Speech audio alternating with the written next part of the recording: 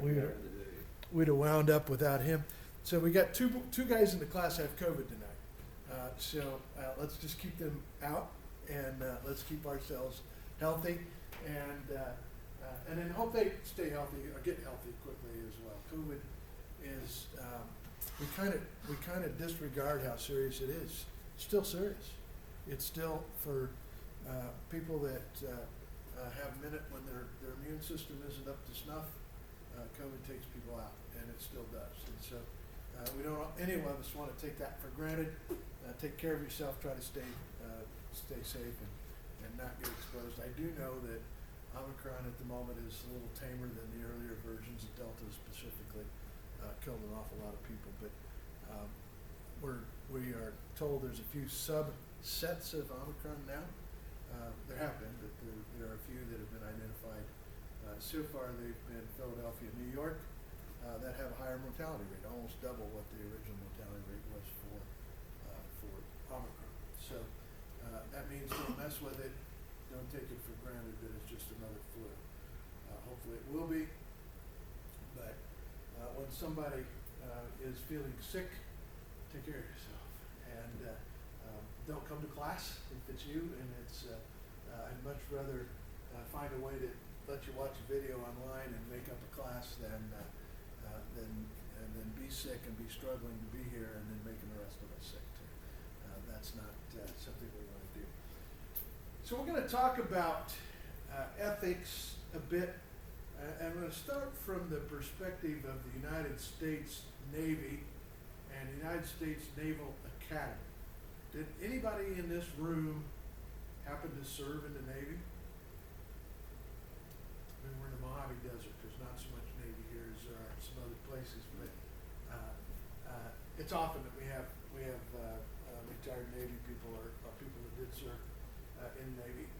The Navy has an elite school just like the Army does and the Air Force called the Academy, right? The Naval Academy in Bethesda, Maryland. We're going to look at that a little bit. We're going to look at what the Navy has to say about ethics, which is a very different and a very interesting, I think, spin on ethics. We're going to look at what ethics is, and we're going to hear a lecture series of videos from Carnegie Mellon University and their perspective on ethics. It's been spoken in our political circles in recent years, recent elections, that America has lost its ethics, that our businesses are unethical, that our politicians are even more unethical, and that's a problem. And so talking about ethics will, at some point in time, inevitably beg the question, what is ethics, and how do we demonstrate ethics in our own life and character, and then what do we do to teach ethics to the teams around us? And what do ethics mean at S&S Steel? What do ethics mean at Papa John's Pizza? And let me tell you a little bit about what it could mean. Y'all have heard of Jimmy John's, right? Jimmy John's, did anybody know where Jimmy John's came from? It's a sandwich shop, right? They don't have an oven. They don't cook anything. They've got far less food handling rules than you do because you're cooking pizza. And so, you know, the venting and the hood and the local food and drug requirements for food handling in any town in really pretty much the world, but certainly in America, has a costly thing that Jimmy John's kind of avoids. They handle, you know, they put on painter's gloves and they handle it, you know, and they handle pre-cooked food that's done elsewhere, and they make a sandwich. Well, Subway is the largest restaurant chain in the United States. I'm sure you know that. I don't remember how many stores they have, but they have a lot. They don't have a kitchen either. They don't cook anything either. They can open up a store, right? Just put a sign in the door, and they are a sandwich shop. And that's cool. You can put one in the gas station. You don't have any things that you got to do. Now, pizza stores, we have a lot of pizza stores in America, right? Because it's a less of a barrier of entry to have a pizza shop than it is to have a full-blown Denny's. where there you got a grill, and you've got all the stuff in the back of the house that all restaurants have, and that's expensive. It's all stainless steel, and it's all got to be inspected, and it's got to be put in right, and it's got to be materials that germs don't grow on, and it's expensive to have a restaurant. Chances of failure of a restaurant are high. We all know that. The less investment you have to make up front, the better the possibility is that your restaurant could be successful if you got good food. Ethics. Ethics come to play at Jimmy John's. Jimmy John's had a little sandwich shop in a gas station that went out of business in a town called Charleston, Illinois. It was across from the old Main, they call it, the main administration building of Eastern Illinois University. That got put on the map when Tony Romo was quarterback for the Dallas Cowboys, because that's where he went to school. Tiny little school in Eastern Illinois University. It's like Dixie State University. It's a town this size, and it's an obscure university like ours is, and kind of on the edge. You wouldn't expect a NFL pro football player to come out of there, but Eastern Illinois has had a few pro football players that have come out of there. And Eastern had a college hangout life like all colleges do, kind of fun place to go. They got dorms, and they got dorm parties, and they got fraternities and sororities like most university towns have.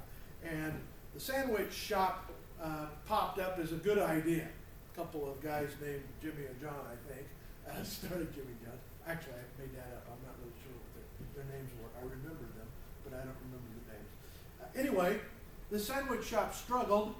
It was a gas station, not really a sandwich shop. It was a gas station that a tow truck had operated in called Dickinson's, the Chevron station, and a Marathon station before that, if you know what marathons are. Across the street was the real place to hang out. It was Pizza Hut.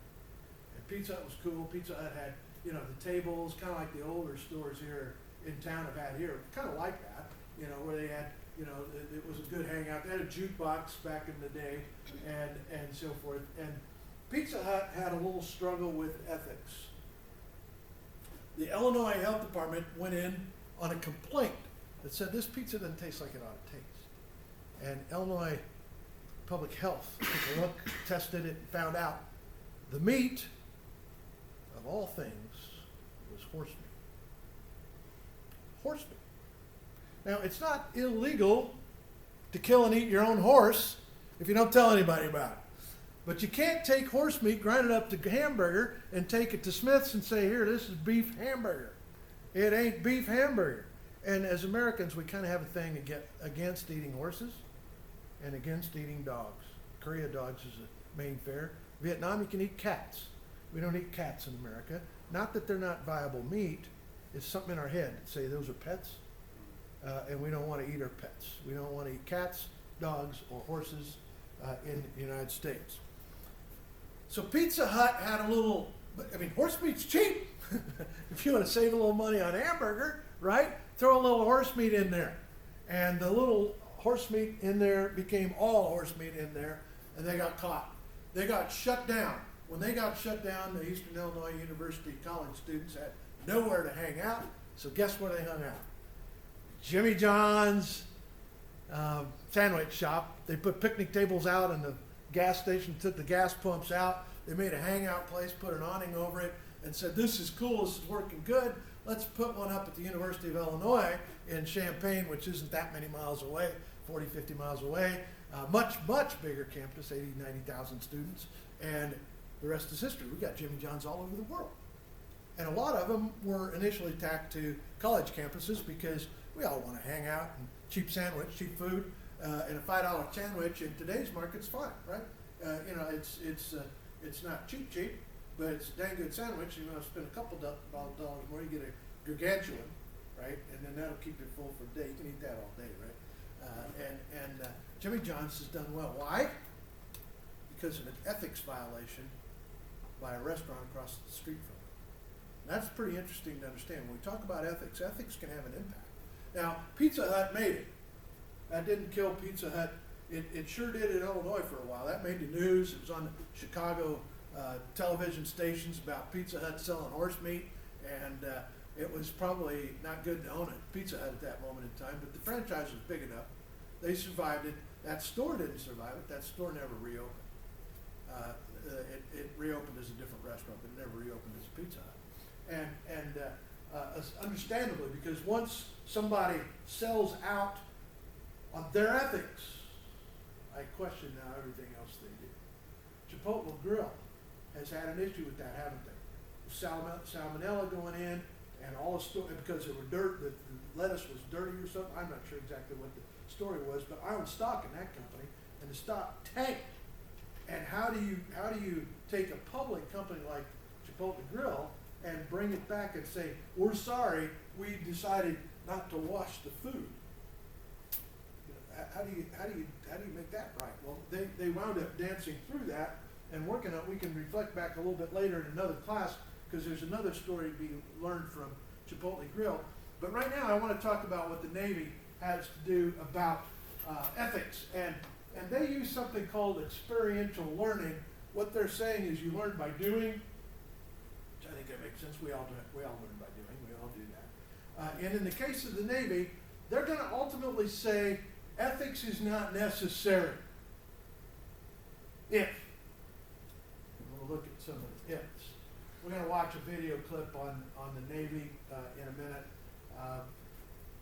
Their mission at the Navy is to develop, and they call their first officers midshipmen.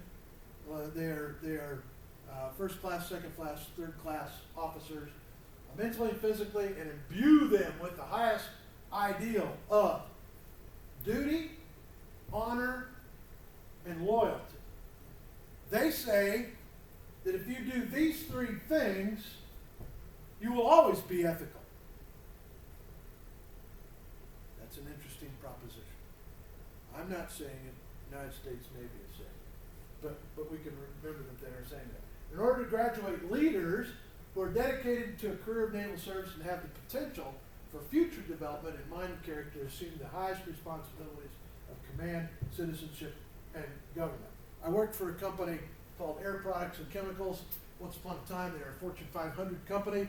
They sell gas, oxygen, nitrogen, stuff like that. And gas is gas, air is air, oxygen's oxygen. There's no product differentiation. They hired people out of West Point, people out of the Navy Academy, and people out of the Air Force Academy first. Always, every time they tried to get as many people working in that company that had graduated with these ethical training in them, so that our company, Air Products and Chemicals, would be stronger, because we didn't have to teach the ethics. We hired people who had been taught the ethics at the highest level that we can do as a country. This is the best we can do right here. This is our best effort in teaching leadership. The United States Navy exists to develop leaders of character. That's ethics, right? To develop leaders of character to lead sailors and Marines in harm's way. Now, think about that mission. We are going to train you to make people willing to follow you into death. If that's what the mission is, if that's what the orders are, if that's what the command is, that's what our soldiers sign up to do. And any one of you that knows a soldier that's taken that oath, which branch it is, it doesn't matter. They all take a similar oath. And that oath is to do that. And the Navy says, we are trying to develop the leaders that have the character that will make people willing to follow them into harm's way. Now, we all don't intend to die when we go. But we all know that there is a high risk when you walk down the streets of Baghdad that a roadside bomb is going to take your Humvee out. And we have people in this town that were killed doing that. And we have people in this town, 2 students over in the building right across, that have lost a leg from one of those roadside bombs. They weren't all in Baghdad, but they were in Iraq or Afghanistan. They were in recent years, in our lifetimes here, following one of these guys.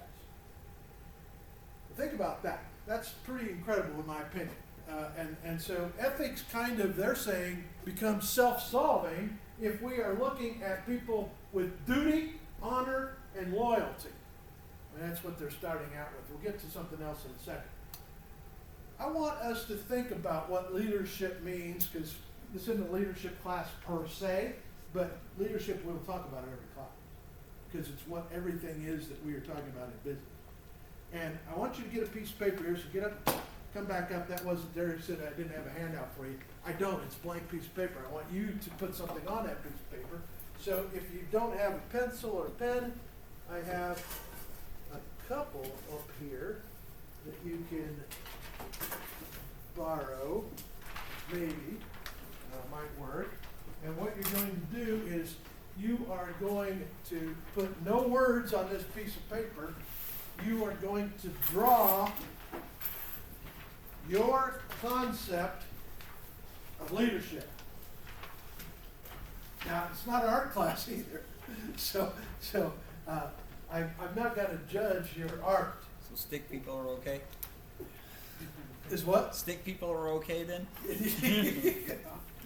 Describe your concept of leadership with a drawing. No words allowed. I think you're going to have to think about that for a second, because when I looked at that the very first time I looked at that, I had no idea where to start. I'm not an artist. I'm a businessman. I had no idea where to start. Take a shot at it.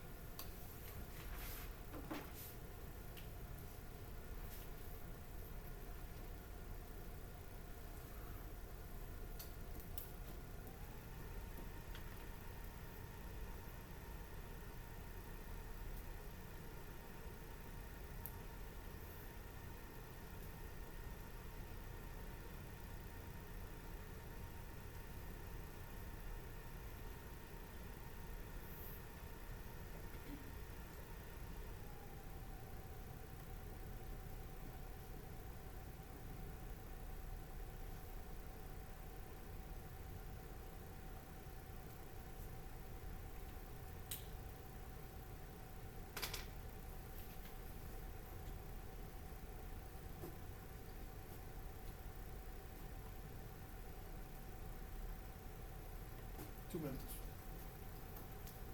Good chair. Brilliant piece of artwork together.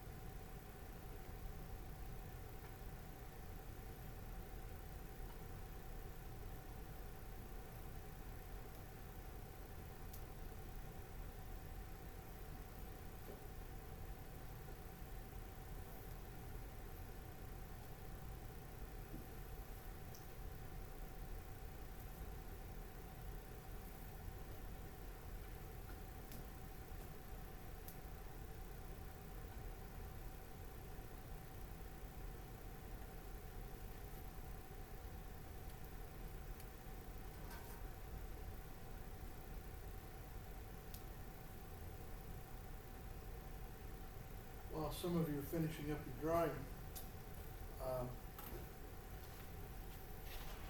Jimmy John's is not in Charleston, Illinois anymore. They have stores there, but their headquarters aren't there.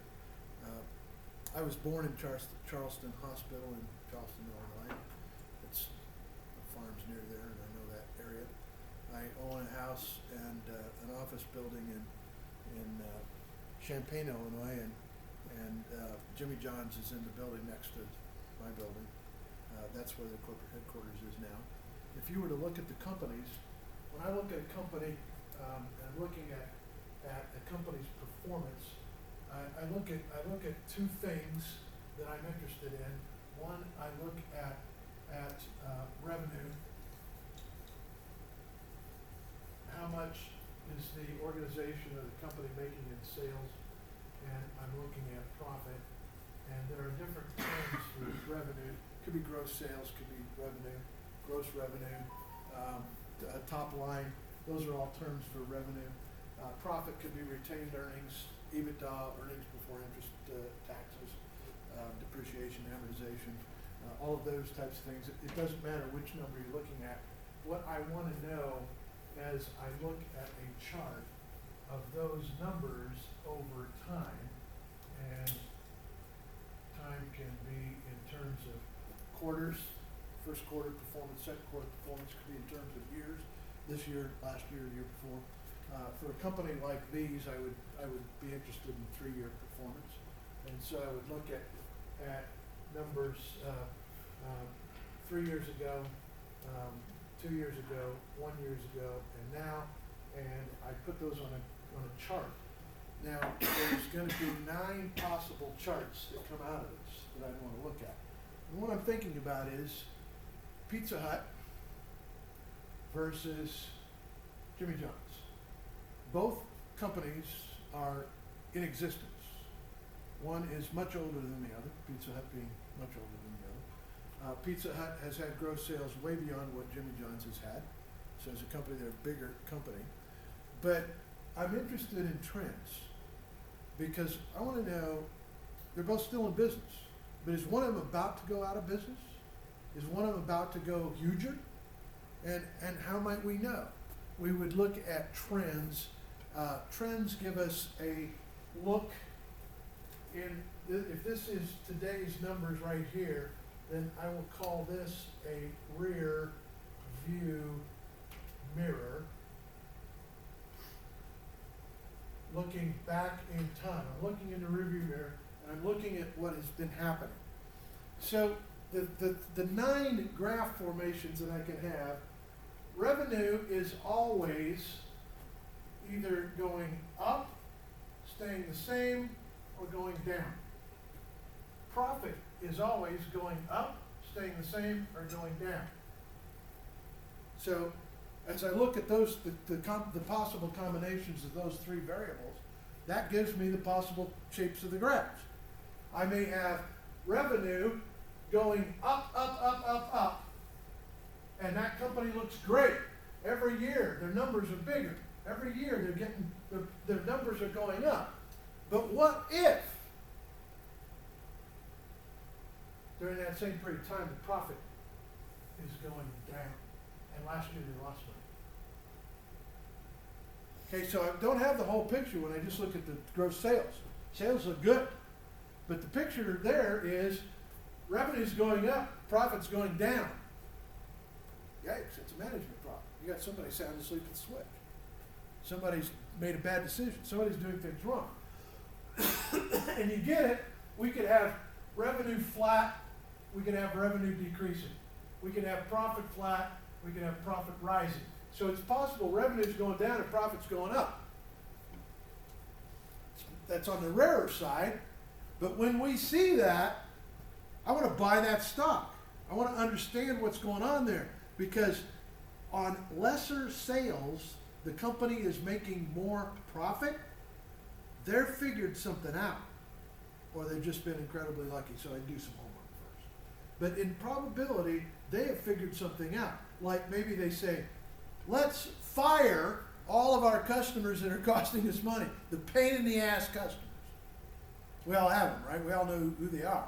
But the customers we'd really rather not deal with. And the cost of supporting those customers might be so high that I burn up a profit that I make from the easy customers servicing the hassle customers. So maybe if we fired all of our problem customers and just did business with the people we really like, maybe we'd make more profit and we'd have less sales, which would be less wear and tear on our team, right? Lower sales isn't a bad thing in some cases. Give you an example. We were looking at the customer base at Stephen Wade automotive stores here in town. Now they have different stores with different cross sections of customers. What do you think? You know, the Mercedes store has one kind of buyer. You know, the Honda store has another kind of loyal buyer. Toyota store has another kind of buyer. We have different personalities. The Dodge buyer, the Chevy buyers.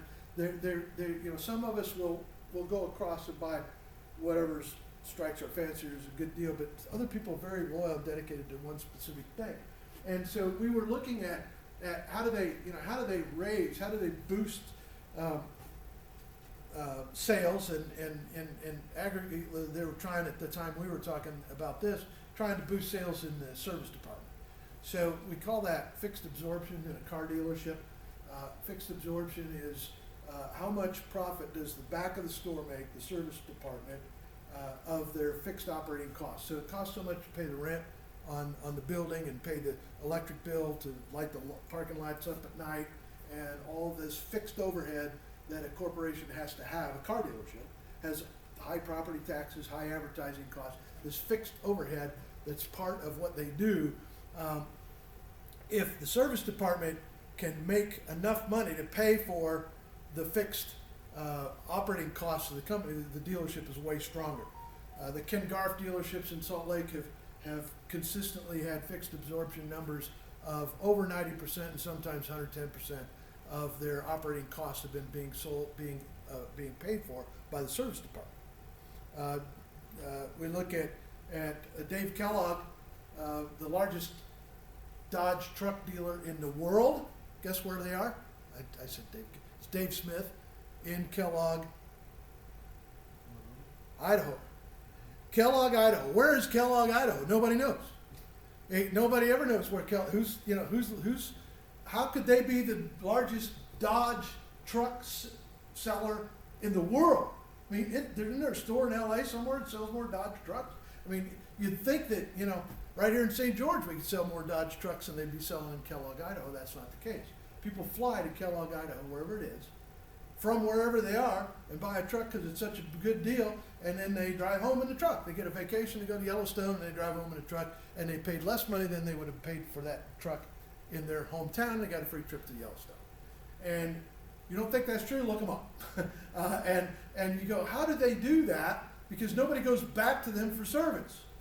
So how the fixed absorption costs there, the way they do it is they trick out the trucks. You know, that helps. You know, because nobody wants a truck that's not lifted. So why get it lifted at the, you know, back here? Because that's another payment. Why not get it lifted in your truck payment? So you got one payment spread over 6 years to pay for your lift. Because if you don't do that, otherwise you got a truck payment and you still got to belly up $5,000 to lift your truck, right? So it's better off to buy one that's already lifted, right? So that's what they say, and that's how they sell that. And so that goes against their fixed operation. That helps them go into business that way. But we were looking at doing something like that here. What do you do here? And we were talking about, and they go, okay, we got to get more people in the store. That's what we got to do. We got to get more people in the store. So, okay, how are you going to do that? Well, let's do $10 oil changes, $9.95 oil change. That'll get a lot of people that want to come into the store. $9.95 oil change, right? Because oil changes at Jiffy Lube, if they actually change your oils, $80, right? Or $100 if you want good oil or something like that. It's expensive to get oil change. So $10 oil change, that's going to get people in there. Now let's pause for a second. How did that promotion go? What do you think happened? People thought it was probably like too low a price. It was too good to be true, maybe. I'm sure some did. What really happened is they got a bunch of customers. What kind of customers did they get? Mercedes buyers? Mercedes guys thought what you thought. What are they leaving out? You know, they're going, I'm okay to pay $100. I just want it done right and done good, right? With good stuff. So they got customers, but none of them were the kind of customer they were looking for. They were the wheedling, chintzy, cheap, save $1, throw in this for free, haggle customer from Sun River, and you know all these people. They're buying their last vehicle, not buying their first vehicle. You know, they were generating an entire drive full of people they didn't want to do business with. Not that's a harsh statement. Of course, they wanted to do business with anybody who wants to go buy a vehicle.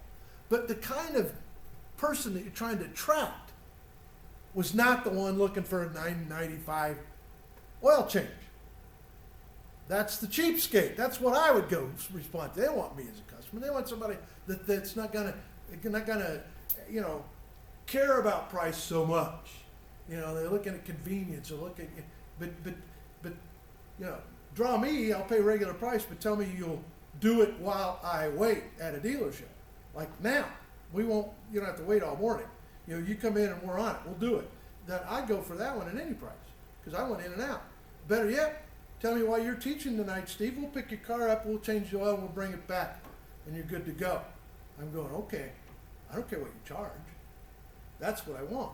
So knowing, and that's not what everybody wants. That's just what I'd prefer because I'm lazy. I don't like to go to dealerships. Every time I go, they try to sell you something you don't want. Scotch guard those seats, would you? I'm not going to Scotch guard my seats ever, you know. And I'm not wired that way. I mean, you've got your own bugs like that, right? You got your own things that you don't want. So the issue of getting rid of some of the customers and doing business with the ones you really want might drive your profit up. I'm not saying it will. I'm just saying it might. But what I am saying, that what I want us to know is, for the last period of time, what do you think is happening to Jimmy John's sales, Jimmy John's profits, Pizza Hut sales, and Pizza Hut profit? That's a homework assignment. And I don't need to know exact numbers. I want to know a trend line. I want to know over what period of time you look at. These are companies, the numbers are available. And I want to know over whether it's the last quarter one, quarter two, quarter three, quarter four, or whether it's over a year. I just want to know what those trend lines look like. I want to know, are they flat, are they rising, are they falling? And that's it. That's all I want to know on those two companies. And so we'll look up different time frames. Y'all won't look up the same time frames. There's not going to be a right or wrong answer on that, as much as the idea that with three very simple lines, or two lines really, profit line and a revenue line, I can learn some stuff about a company. And if you're driving a company, you're going to want to know that about your company. What's happening? Which direction are things going in? And that's going to help us make management and leadership decisions. All right, now, that gave you a bunch of time to finish your leadership drawing. Somebody start and tell us a little bit about what you drew. Brad, what you draw? I'm not an artist, I just wanted to, I'll Yeah. describe it better. None of us Get are my artists. rules Okay, first. just what was the idea? What was your thought Okay. process? So it's, You don't have to show anybody. You got a Just, wolf with a crown, there's three of them, they're Wow. following each other, but the crown's on all three of their heads. okay. It's not like wolves leading a pack, showing them like where to go, but not the alpha sense of like you want to like physically fight or like show who's stronger. Just like when it comes to doing something, you want to be able to like have someone look at you like we're hunting for food. We look to you. You found us food, so therefore next time maybe we look to you again and see. Okay. So I just kind of did a wolf leading, but Uh-huh. not like he's better, like he's the king better than everyone, but. They're successful someone looking hunters, up though, to- right? Yeah. Yeah. So I get- drew in 20 seconds. I really don't want to show. That's, no, you don't have to show it. Nobody has to Okay. show it. Just talk through like that. What would you think about? Mine was a sword and shield. It's kind of the protector and Uh-huh. do the battle for you is what I think of in leadership. Okay. So with the sword, with the shield, you can offend, and you can advance, and you can defend, and you can protect. Okay, that's a leadership thing. So, what somebody else? What'd you draw? It was kind of inspired yesterday. I watched the movie Dunkirk, which is about World War One. So the kind of first thing that popped in my head is I drew trenches with guys shooting guns at each other from different ends of the trenches, and there'd be a general or some sort of leader kind of shooting at the enemy with them, and then also delegating out what their people should do, their privates should do. Okay. So you had communication as part of it. Yeah, And then you had delegating it, and then the also leader doing it involved. with you. The leader was involved in the activity. Yep. Your leader was involved in activity. Your leader was involved in the activity. So far there's not a right or wrong on this. There's just a consensus that leaders involved in the activity. What you draw? I just have one person, a bunch of other people, and all those people are great. Okay. So the idea of leadership was people choosing to follow of some sort. So the leader was, The most admirable person. okay, okay. At one time, he was just the tallest guy, but that's only how it starts. And then it becomes who's worthy of, becomes, maybe in Napoleon's case, the shortest guy, that wound up being a leader. What'd you draw? So this is my leader. He's listening to everybody else, and they're all putting in their ideas and everything. And so, like, instead of like dictating, he's taking everyone's opinion and dictating when he needs to, but mostly kind of catering to everybody. Okay, so the leader is on a receiving end of a whole bunch of communication as they're assimilating their decision making and all that kind of stuff. That's hugely important. Okay, so we've got leaders being willing to be involved in the action, it's in the thought process. Leaders assessing from the team, using their wisdom, their experience, their perspective, their guidance really before they make a decision as part of that. That's interesting. What do you have? I basically drew a business meeting, but you have like the leader talking over the table with people, and then they're all kind of talking back and discussing. Okay, so once again, we have dissemination of information. It can be in either direction in a business meeting. But the wrong ones are where there is none, when there's no communication at all. You have a meeting and you don't talk about the right thing, or you don't talk about it in the right way. You don't make a decision, or you do make a decision, you don't do it. So, those meetings can be fatal from a corporate perspective, or they can be absolutely what you predicate on that. In the Allied forces of World War II, they had daily meetings, and Hitler had meetings with his Third Reich guys, and they talked and it was back and forth, and only towards the end was it one way. In the reality, the communication was in both directions, and the leadership was in both directions. What'd you draw? I basically drew a guy with a bunch of people as well. I thought, Okay, you got to take around a single person. kind of similar to what somebody else drew as well. You tell us what you drew? I got 4 stick figures walking up stairs holding hands. Okay, and why? Because the person's leading them. Okay, so it involves somebody, and there's a connection. In this case, they're holding hands, which is a very viable way to lead. And we have leadership in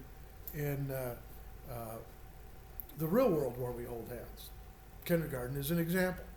Not that holding hands is kindergartenish, but that's an example of where we do lead that. In a blind school is another example where we lead that way. But you're talking metaphorically. Maybe. I'm not telling you how you're talking.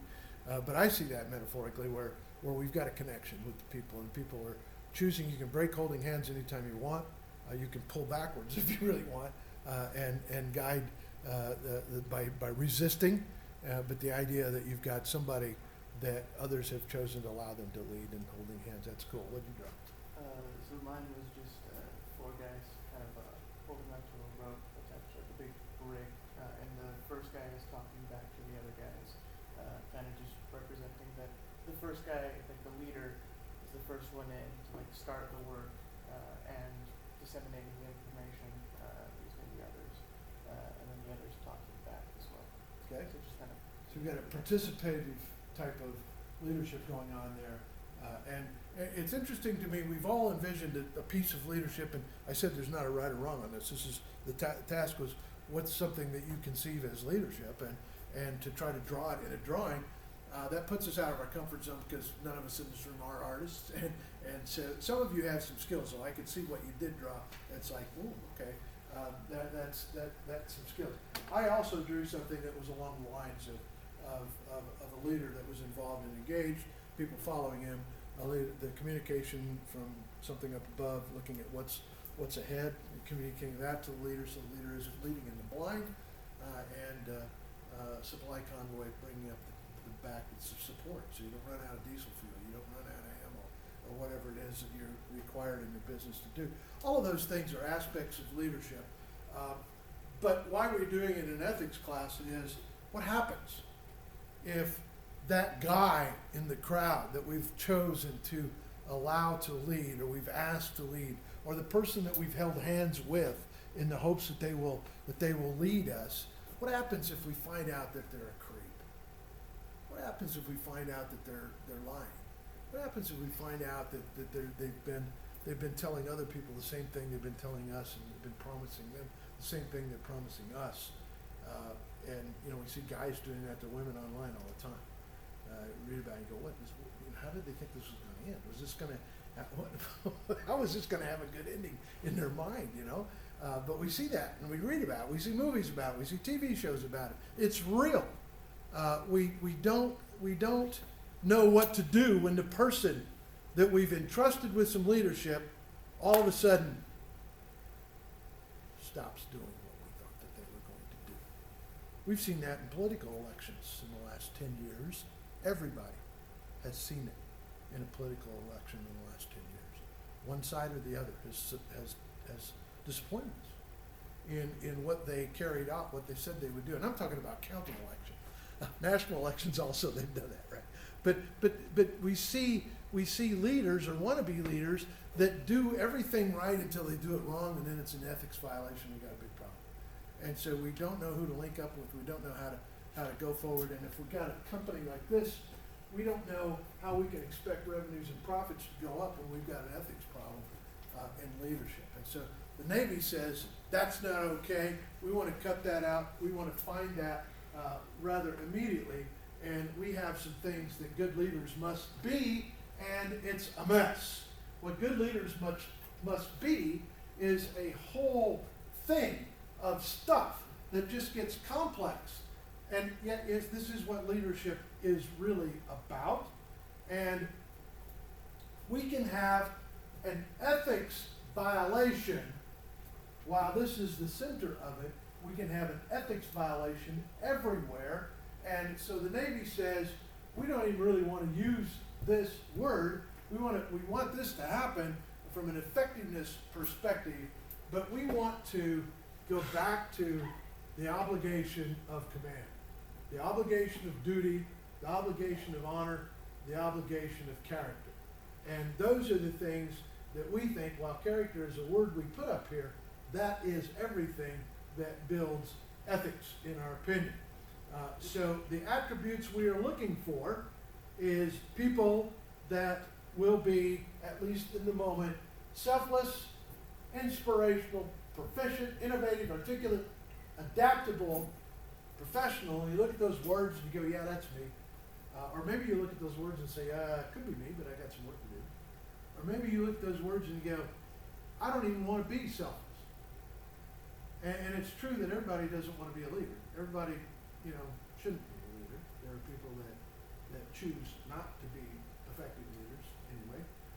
And the core values that the Navy is talking about is not these. These are attributes that they are looking for in their ethics conversations.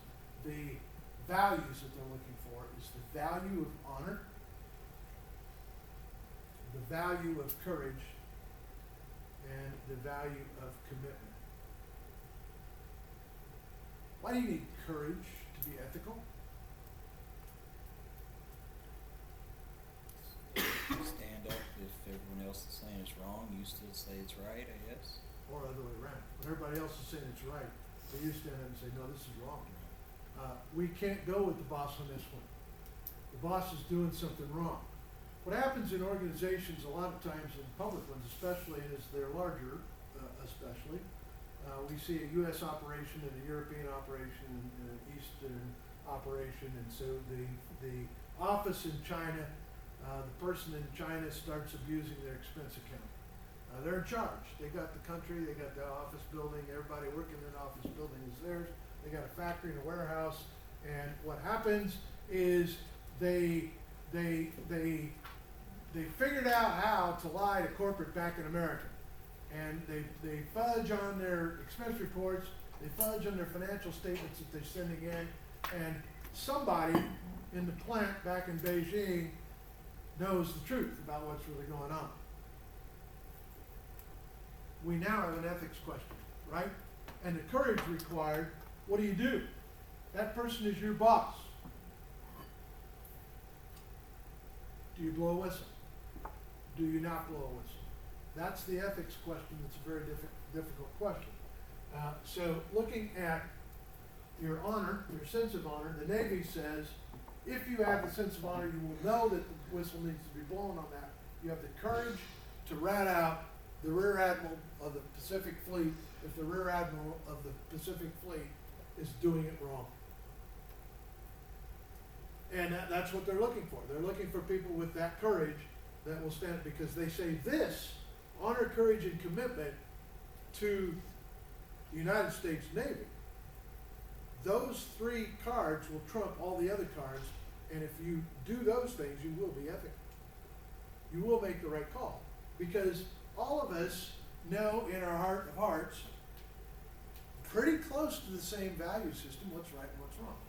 Even the people that are stealing from their boss, they know it's wrong. They don't want to talk to the boss about it. They don't want to tell them. They don't. Why? Because they know it's wrong. We have a moral compass that's surprisingly similar. Even though we look around, some people have just figured out how to disregard their moral compass. They do the wrong thing, but they still know in their heart that it was the wrong thing.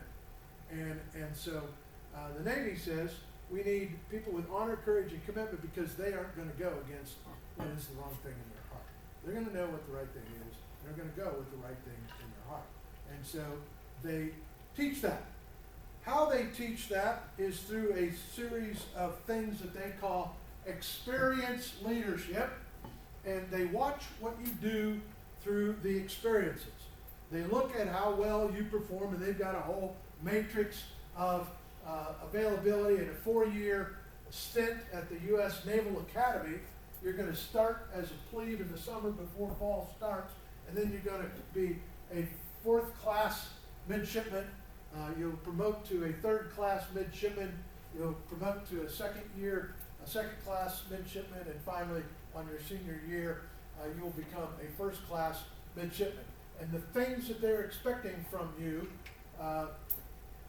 ethics doesn't appear up here. They believe ethics needs to be taught in the light of what we are talking about: honor, commitment, and courage. And those things are the facts that teach ethics from their point of view. And they believe in leadership laboratories, and they go through experiences. Their labs are ships and battlefields and places like that. And they have a process that they've mapped out. We could look at. This will be online. You can take a closer look at it if you're interested in that kind of stuff. I want to pause here for a second, and I want to show a couple of videos that are U.S. Navy. I have two, episode 1 and episode 2, that I want us to take a look at.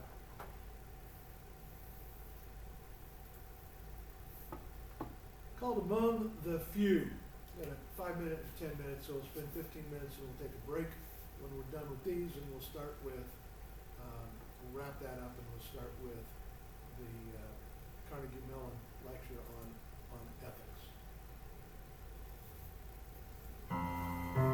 Gettysburg, Pennsylvania. What would otherwise have become just another quiet American small town was thrust into the history books of the United States. Today, millions of people travel annually to the home of the turning point of the Civil War.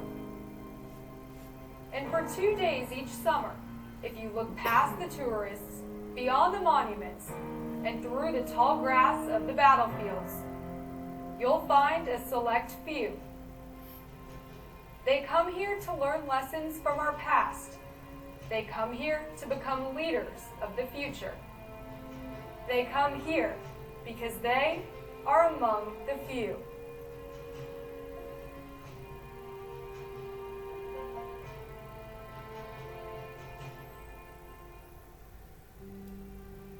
"73 Medal of Honor recipients, 54 astronauts, 51 Rhodes Scholars, 29 Chiefs of Naval Operations, 24 Members of Congress, 19 Ambassadors, 3 Cabinet Members, and 1 President of the United States.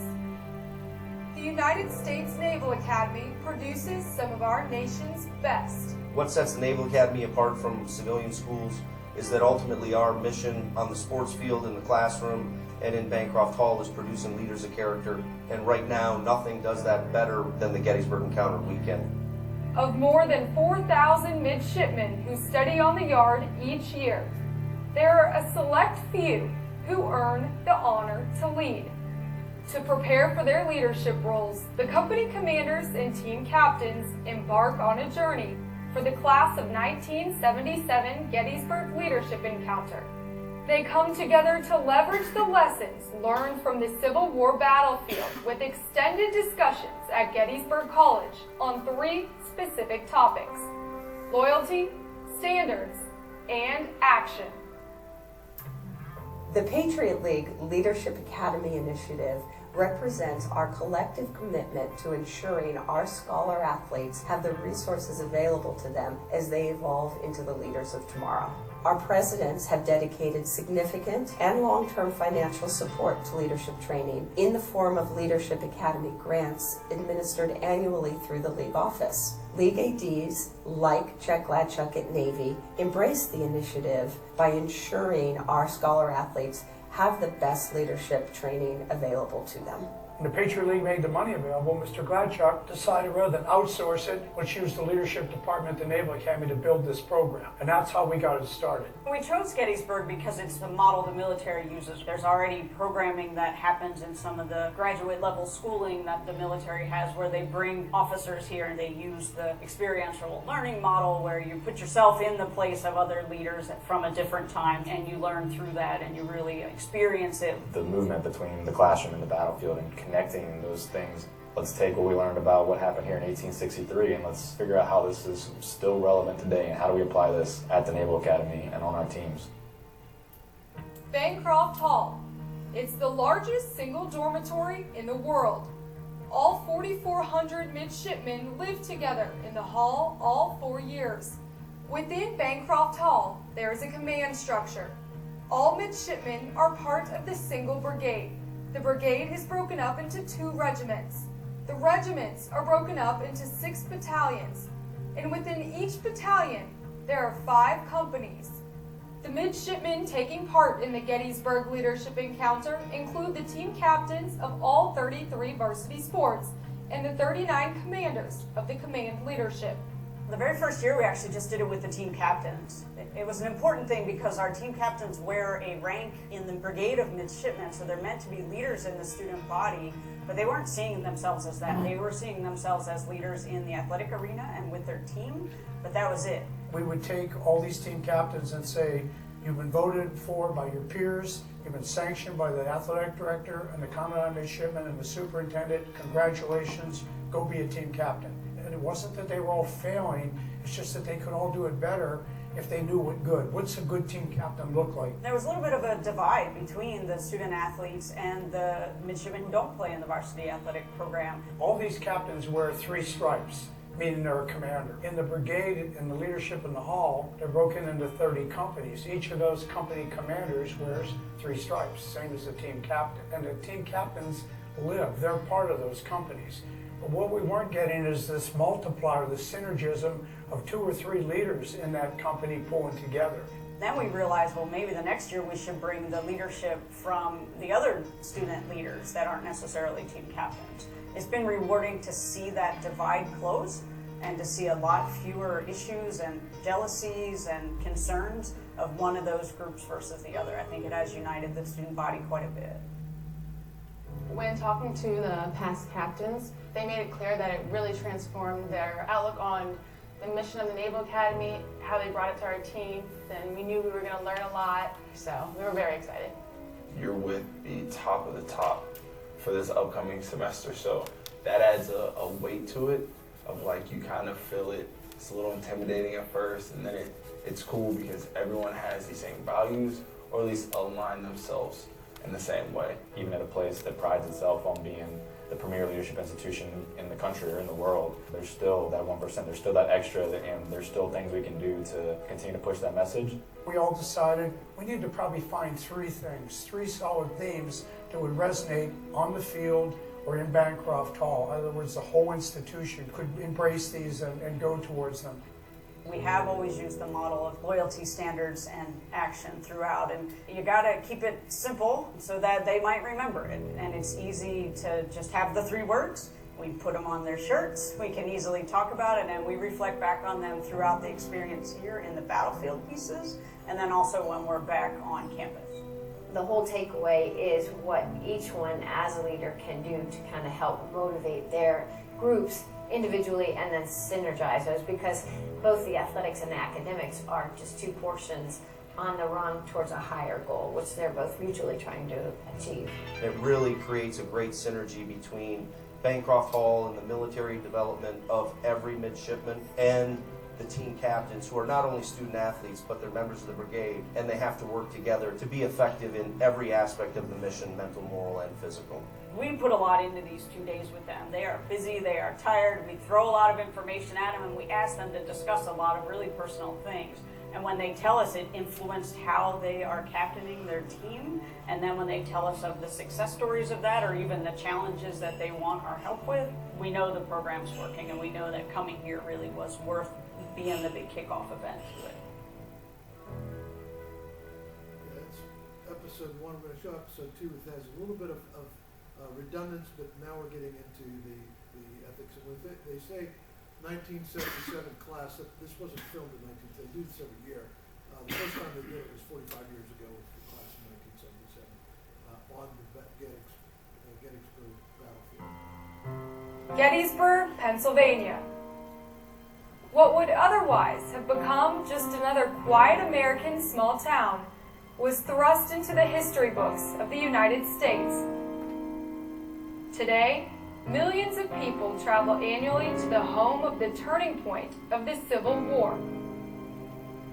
And for 2 days each summer, if you look past the tourists, beyond the monuments, and through the tall grass of the battlefields, you'll find a select few.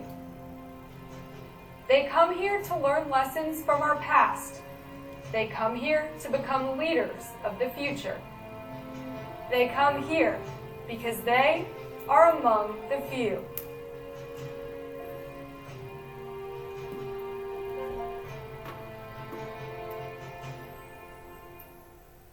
The next thing is the D. That's decide.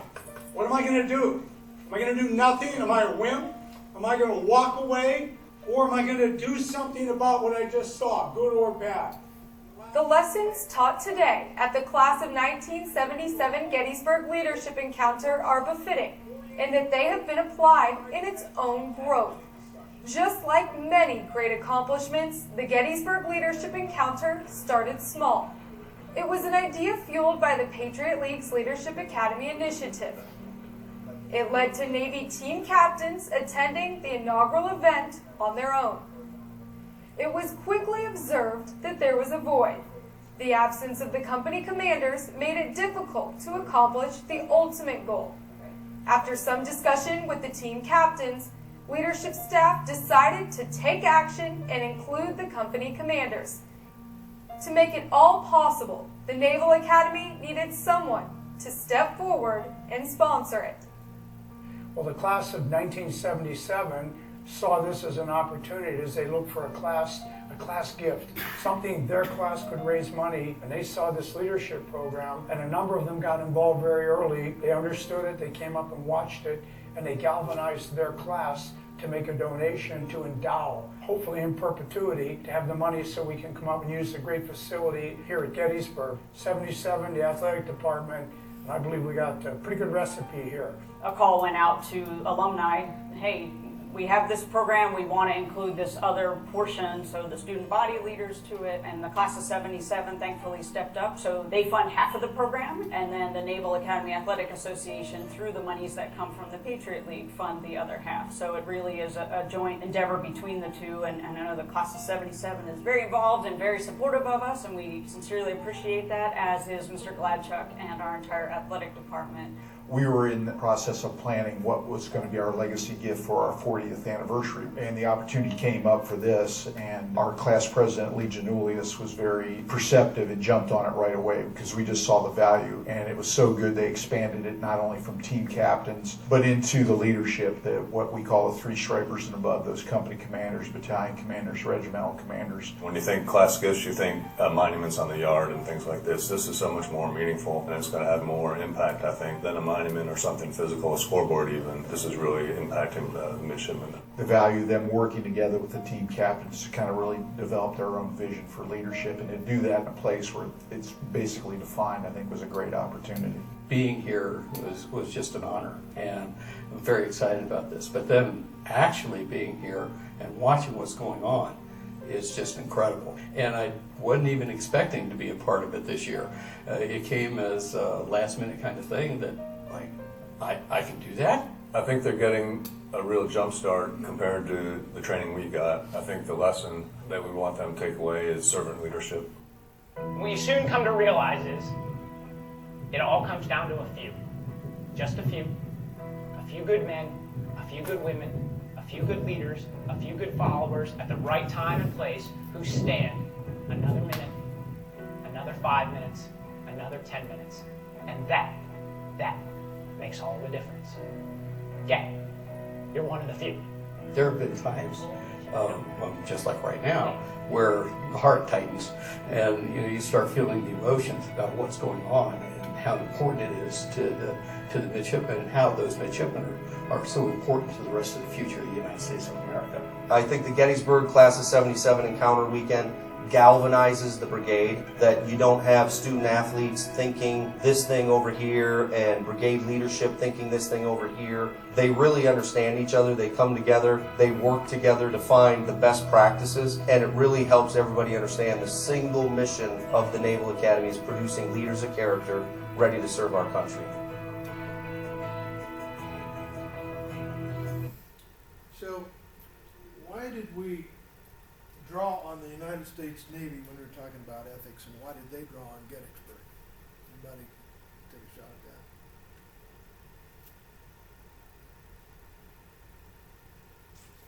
They drew at Gettysburg because it was, a small town, like they said, and it kind of just popped up out of nowhere. We all know Gettysburg, of course, right? We do know at Gettysburg, but let's talk about what we know about Gettysburg. We were fighting against each other, basically. Civil War, we were fighting against each other, brother against brother, in many cases, households, plantations, farms ripped in half in terms of whose side are you on, and some of that still is handed down in some of those communities. But in Gettysburg, anybody died. The most died at Gettysburg of any battle the United States has ever been. Number one. Did any leaders die? The most generals that have ever died in a battle, ever, in our history, died at Gettysburg. 11. 6 Confederate generals, 5 Union generals died in that battle. 2 of them, one died the week after the battle, but from his wounds in the battle, and 1 died on the retreat. The Confederate army was retreating, but so it was kind of like the battle's already over. We're leaving town, but there's nowhere to go. And so you think about the Navy says there were 11 generals there, and as you recreate the battles that occurred, the Battle of Gettysburg, it took a few days. And there were a lot of skirmishes that went on. 50,000 people died or something like that. Enormous number of soldiers that died. Don't quote that number, I don't remember what it was, but it's an enormous number ultimately died on both sides. And there were a lot of questions about decisions that generals made. They didn't have walkie-talkies, cell phones, and drones in the air to determine what was going on in that battlefield.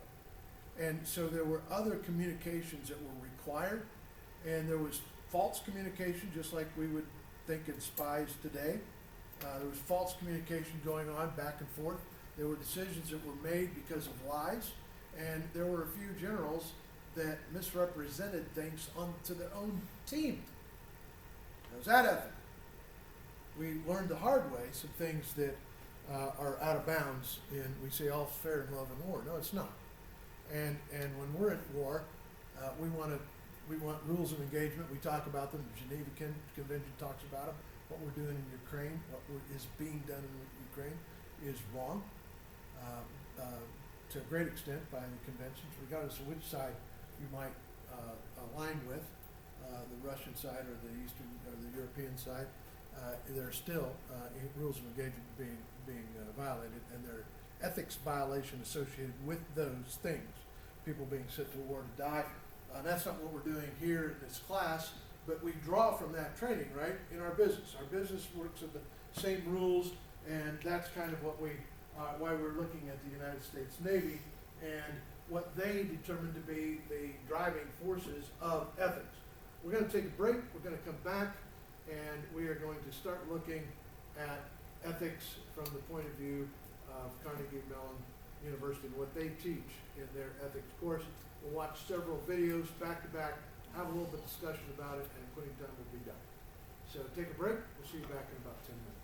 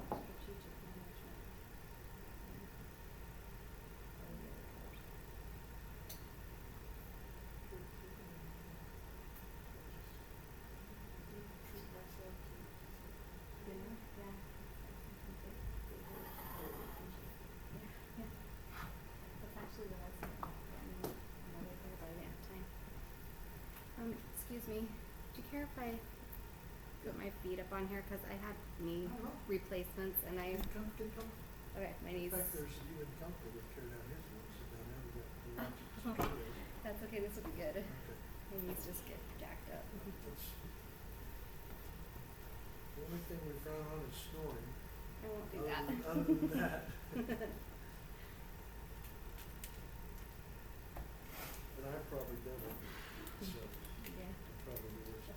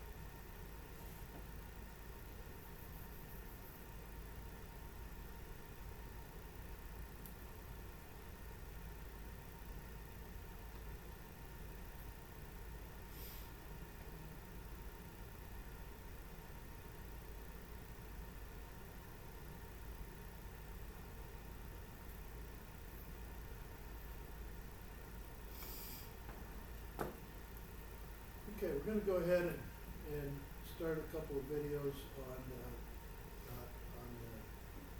ethics from Carnegie Mellon, and a pretty famous guy in the world of writing and speaking on business ethics, even to Congress. So we'll take a listen, we'll have some intermittent discussion, and that will probably... Welcome to this tutorial in business ethics. I'm John Hooker. I'm on the faculty of the Temper School of Business at Carnegie Mellon University. And I'm here to tell you a little bit about how to analyze an issue in business ethics. That's the approach I'm going to take. Now, people come to an ethics class with many different expectations. So what can you expect from me? I'm going to present to you a framework for analyzing an ethical issue that's based on the idea that an ethical choice is a rational choice, a logical choice. By rational, I don't necessarily mean rational self-interest. Rational choice is a broader idea than that. You may ask, how so? Well, stay tuned. And I'm going to provide you a number of real-life case studies in which we'll apply these ideas to get some practice, because that's how you learn. Okay, so here's the outline. I'm going to begin by saying something about why we have ethics, what's it for, and get past some misconceptions we have about the field, get in our way. Then I'm going to present to you 23 centuries of ethical thought in about 45 minutes in 2 sessions. So wish me luck. Then after that, the fun begins. I'm going to show you how to apply these ideas to real-life dilemmas. That's the plan. To begin with, why do we have ethics? Let me say it first, that I'm not here to convince you to be ethical. That's not my job. That's not the job of ethics. I'm going to assume that you want to be ethical. It's the same if you go to finance class, for example. If you go to finance class, the instructor doesn't try to convince you to make money. The instructor assumes you want to make money and tries to tell you how. Now, there is this idea out there that people act in their self-interest. People don't really want to be ethical necessarily.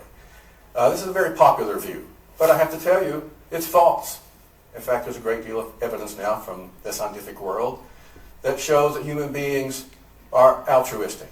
It's in our DNA. It turns out that the human species is a stronger species if we help each other out. Also, I understand that we have in our brains these mirror neurons that respond to other people's feelings. So if we see someone who's in pain or who's joyous, the same neurons fire in our own brains. This is empathy. It's part of what makes us human.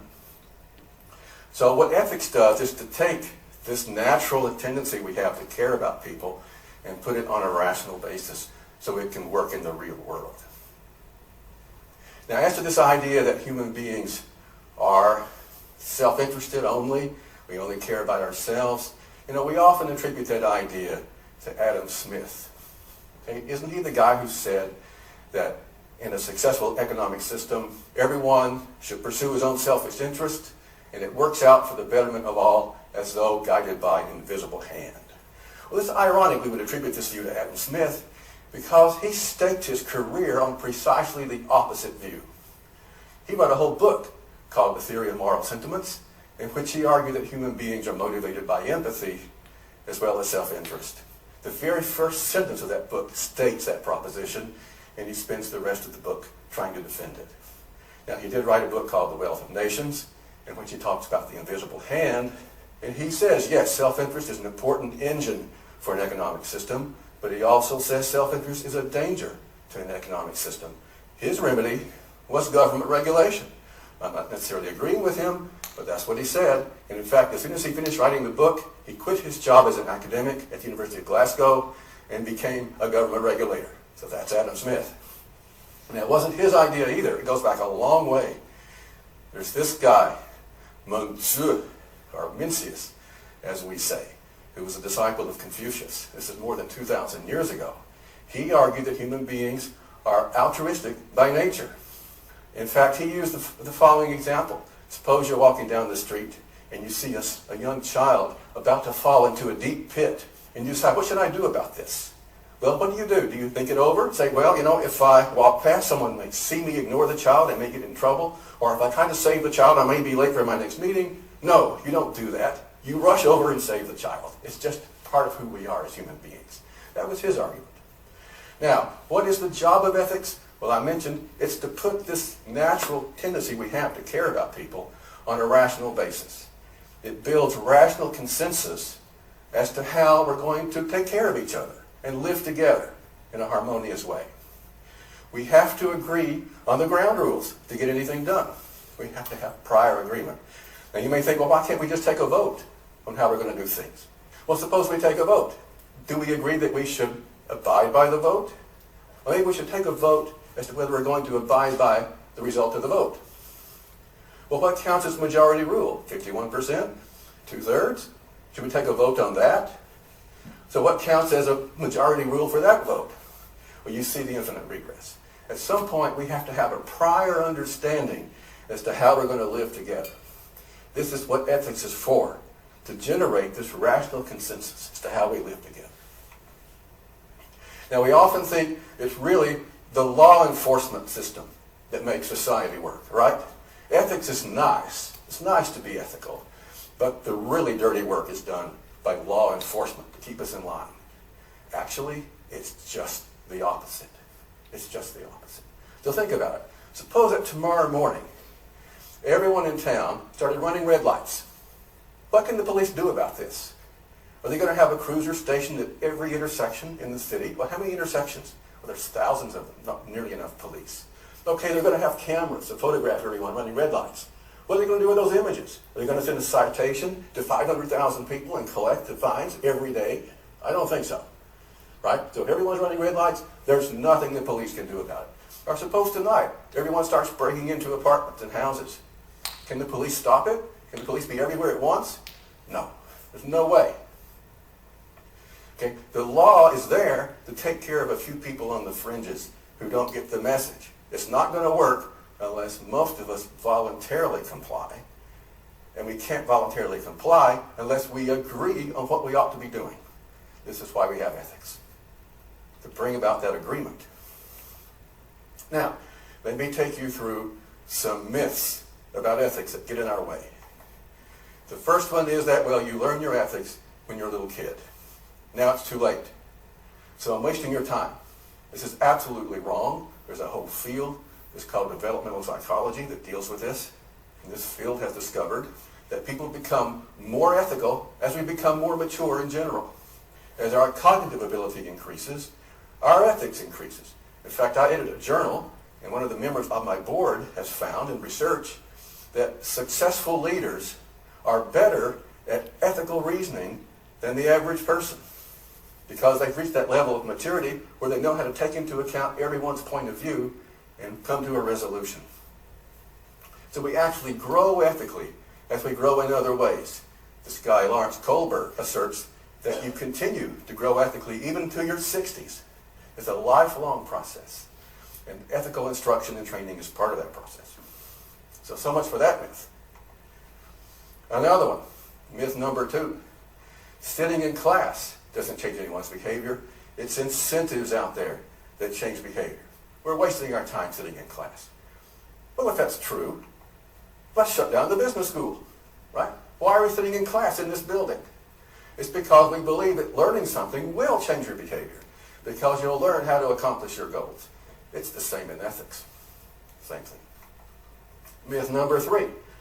I hear this a lot from academics. Okay? We already know what's right. It's obvious what you shouldn't be doing, what you should be doing. It's just a matter of doing it. Okay? So we don't need to waste our time talking about ethics. We already know what we should be doing. If that's true, then why do we disagree all the time?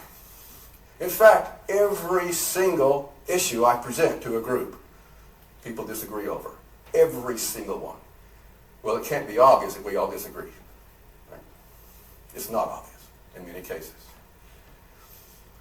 Now, the big one. Myth number 4. This is the hardest one to deal with. Ethics is just a matter of opinion. It's just a matter of personal values. It's not like chemistry or physics. There's no objectivity in this field. Okay, it's just a matter of my values versus yours. Well, try to remember this the next time you're mugged. The mugger has his values, you have yours. Okay? Or an example I sometimes use with my students. Suppose I return your essay with a C-. And you ask, why did they get a C-? I thought it was good. And I say, well, I don't like your looks. And you say, well, that's not fair. And I say, well, that's your opinion. I have my opinion. I think it's fair. So I can tell you, I've done ethics workshops in several countries. And the U.S. is the trickiest place in the world to discuss ethics. It's because we have this dual personality. On the one hand, we say we're relativists. Ethics is a matter of opinion and personal values. But at the other hand, we're the most absolutist people in the world. We think that our way of life, democracy, free markets, human rights, and so forth, should be everywhere. And our presidents go around the world saying, quote, our values are universal. That's a direct quote from the last 2 presidents.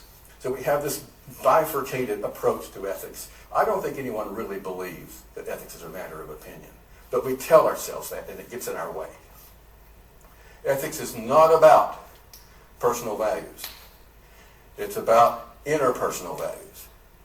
Otherwise, it can't do its job. Remember, the job of ethics is to bring us together, put us on the same page to generate rational consensus.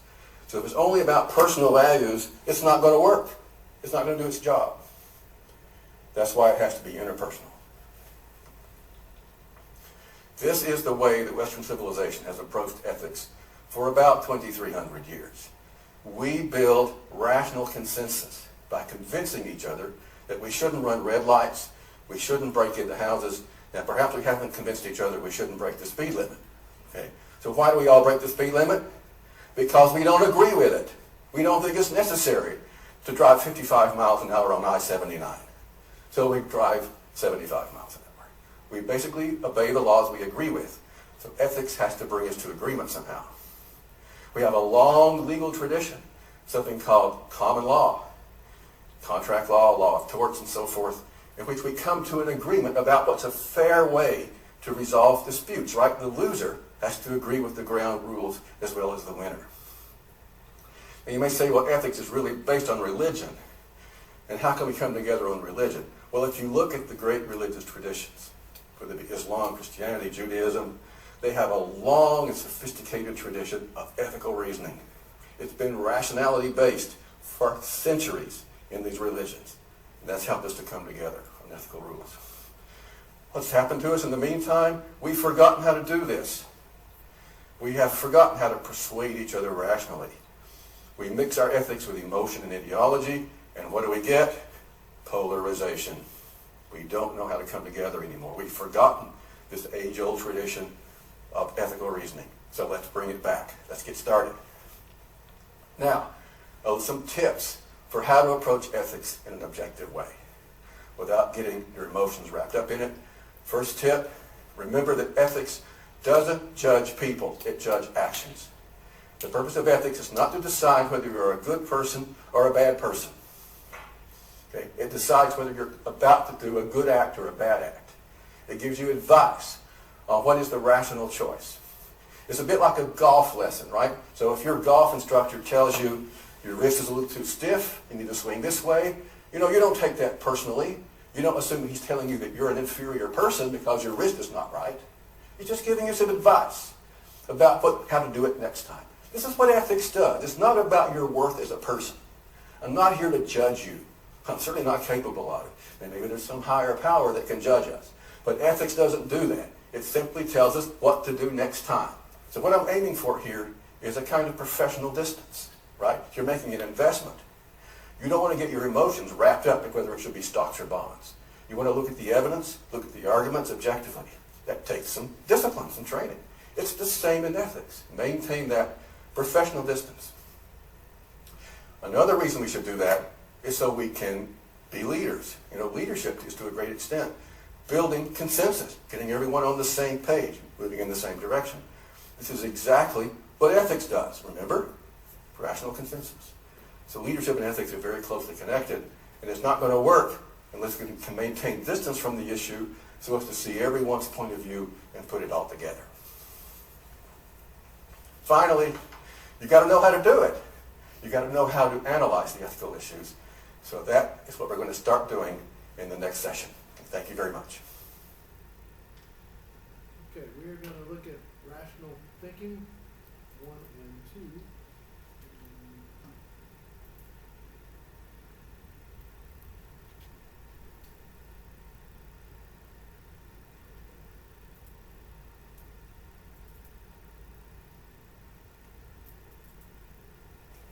Okay, welcome to session 2 of this tutorial in business ethics. In the first session, we had a look at why we have ethics and try to get past some myths and misconceptions about what ethics is all about. Well, today we're going to start the serious business and look at a framework for making ethical choices and analyzing ethical issues. So this has 2 parts. In the first part, I'm going to show you a condition for making rational choices, and in the second part, I'll show you 2 additional conditions. Okay, so here's the outline for today. I'll start saying a little bit about rational choice, give some caveats, and then we're going to move into the main material, and I'm going to wrap up with a case study involving someone who's looking for a job. Let me remind you that ethics is about making the right decision. It doesn't judge whether you are a good person. It simply gives us some advice as to how to live in a reasonable way and get along with each other. I'm going to make a case that neglecting the interests of others is illogical and irrational. Not because it'll necessarily hurt us in the long run. It may. But it's something inherently illogical about not caring about others. This may seem hard to believe, but let's see why it's true. I'm going to present to you 3 conditions that an ethical choice and a rational choice must satisfy to make sense. Have a consistent rationale, be consistent with your goals, and be consistent with who you are. Now, I want to emphasize that this isn't going to mean much to you until we actually start applying them. It's like a physics course, right? You can stare at equations like this. These are Maxwell's equations. And even if you know mathematics, they're not going to mean much to you until you start working the problems. If you take a physics course or a chemistry course, you spend most of your time working the problems. It's the same in ethics. Something else I have to tell you. There's no quick answer. You can't push a button and get the right ethical answer. And you can't do this in any field. And we have this strange schizophrenic approach to ethics. Either we say there's no right or wrong, it's a matter of opinion, it's a matter of personal values, or we want an instant answer. You don't have either. There is right or wrong. It is possible to approach issues objectively. But on the other hand, you've got to work at it. Now, of course, there are controversial issues in ethics. People often disagree. People disagree in every field. That doesn't mean that there's no right or wrong. It just means it's hard. Ethics is hard. It's harder than mathematics. I know because I do mathematics too. You just got to be patient with yourself. It takes time to learn this stuff and get good at it. Very often you take an ethics course and they'll present you frameworks, a choice of frameworks for making a decision. And usually they're deontological, consequential, and virtue ethics. Well, you're going to hear something like that in a few minutes too, from me. But what I'm not doing here is to present you 3 different frameworks for you to choose from, like a cafeteria menu. Because that's just not satisfying, right? You can pick the one you like. So these are not 3 different frameworks. These are 3 different kinds of tests you have to apply to a choice to make sure the choice is logical. You've got to pass all 3 tests. So I'm presenting to you one framework. Otherwise, it's just not much good. Okay. This is the first condition for making a reasonable choice. I'm going to begin with the premise. When we act, when we do something, we do it for a reason. There's a reason behind our actions. It may not be a good reason, but there's got to be a reason. That's what makes it an action. Okay? And there's a corollary. If that reason justifies an action for me, then it justifies the same action for anyone to whom the reasons apply. Otherwise, they're not reasons. Let me explain what I mean by that. Suppose that I walk into a department store and I see this display of watches. And these watches are sitting out there. They're not under glass. They're not protected. There's no alarm. There's no security guard standing around. So I decide, I'd like to have one of those watches. So I just sort of walk by and put one in my pocket. Now, why did I do that? Because I like to have a new watch. Okay, if that's a good reason for me to take a watch, then it's a good reason for anyone who wants a new watch to take one, right? I'm deciding that anyone who wants a new watch should take it, because that's my reason. It was good enough for me, so it's a reason to take the watch. Now, you might object that some people might be reluctant to take a watch because they might get caught. Actually, one of my reasons is that I'm not going to get caught. I actually have 2 reasons. I'd like to have a new watch, and I'm looking around. There's no security cameras. There's no security guards. There's no alarm at the door. So I have 2 reasons. That I'm saying that anyone who walks into a department store would like to have a new watch and can take one without getting caught should do so.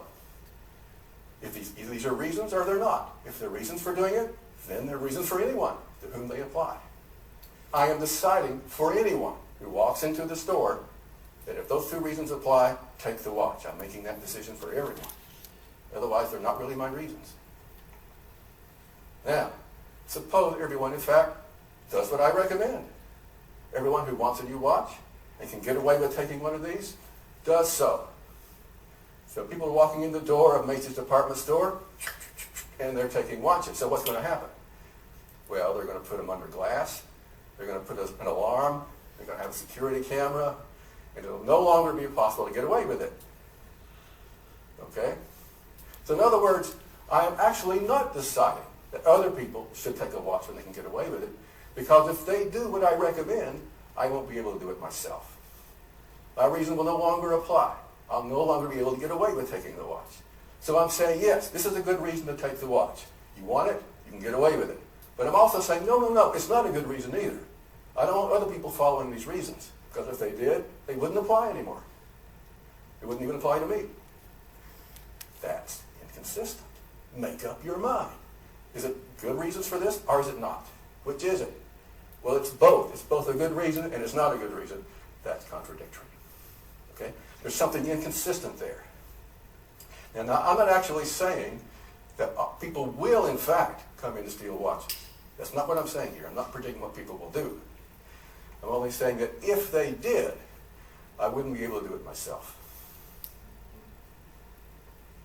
So the reasons for my action are inconsistent with the assumption that other people act on the same reasons. This is called the generalization test. The generalization test says that the reasons for an action have to be consistent with the assumption that others who have the same reasons act the same way.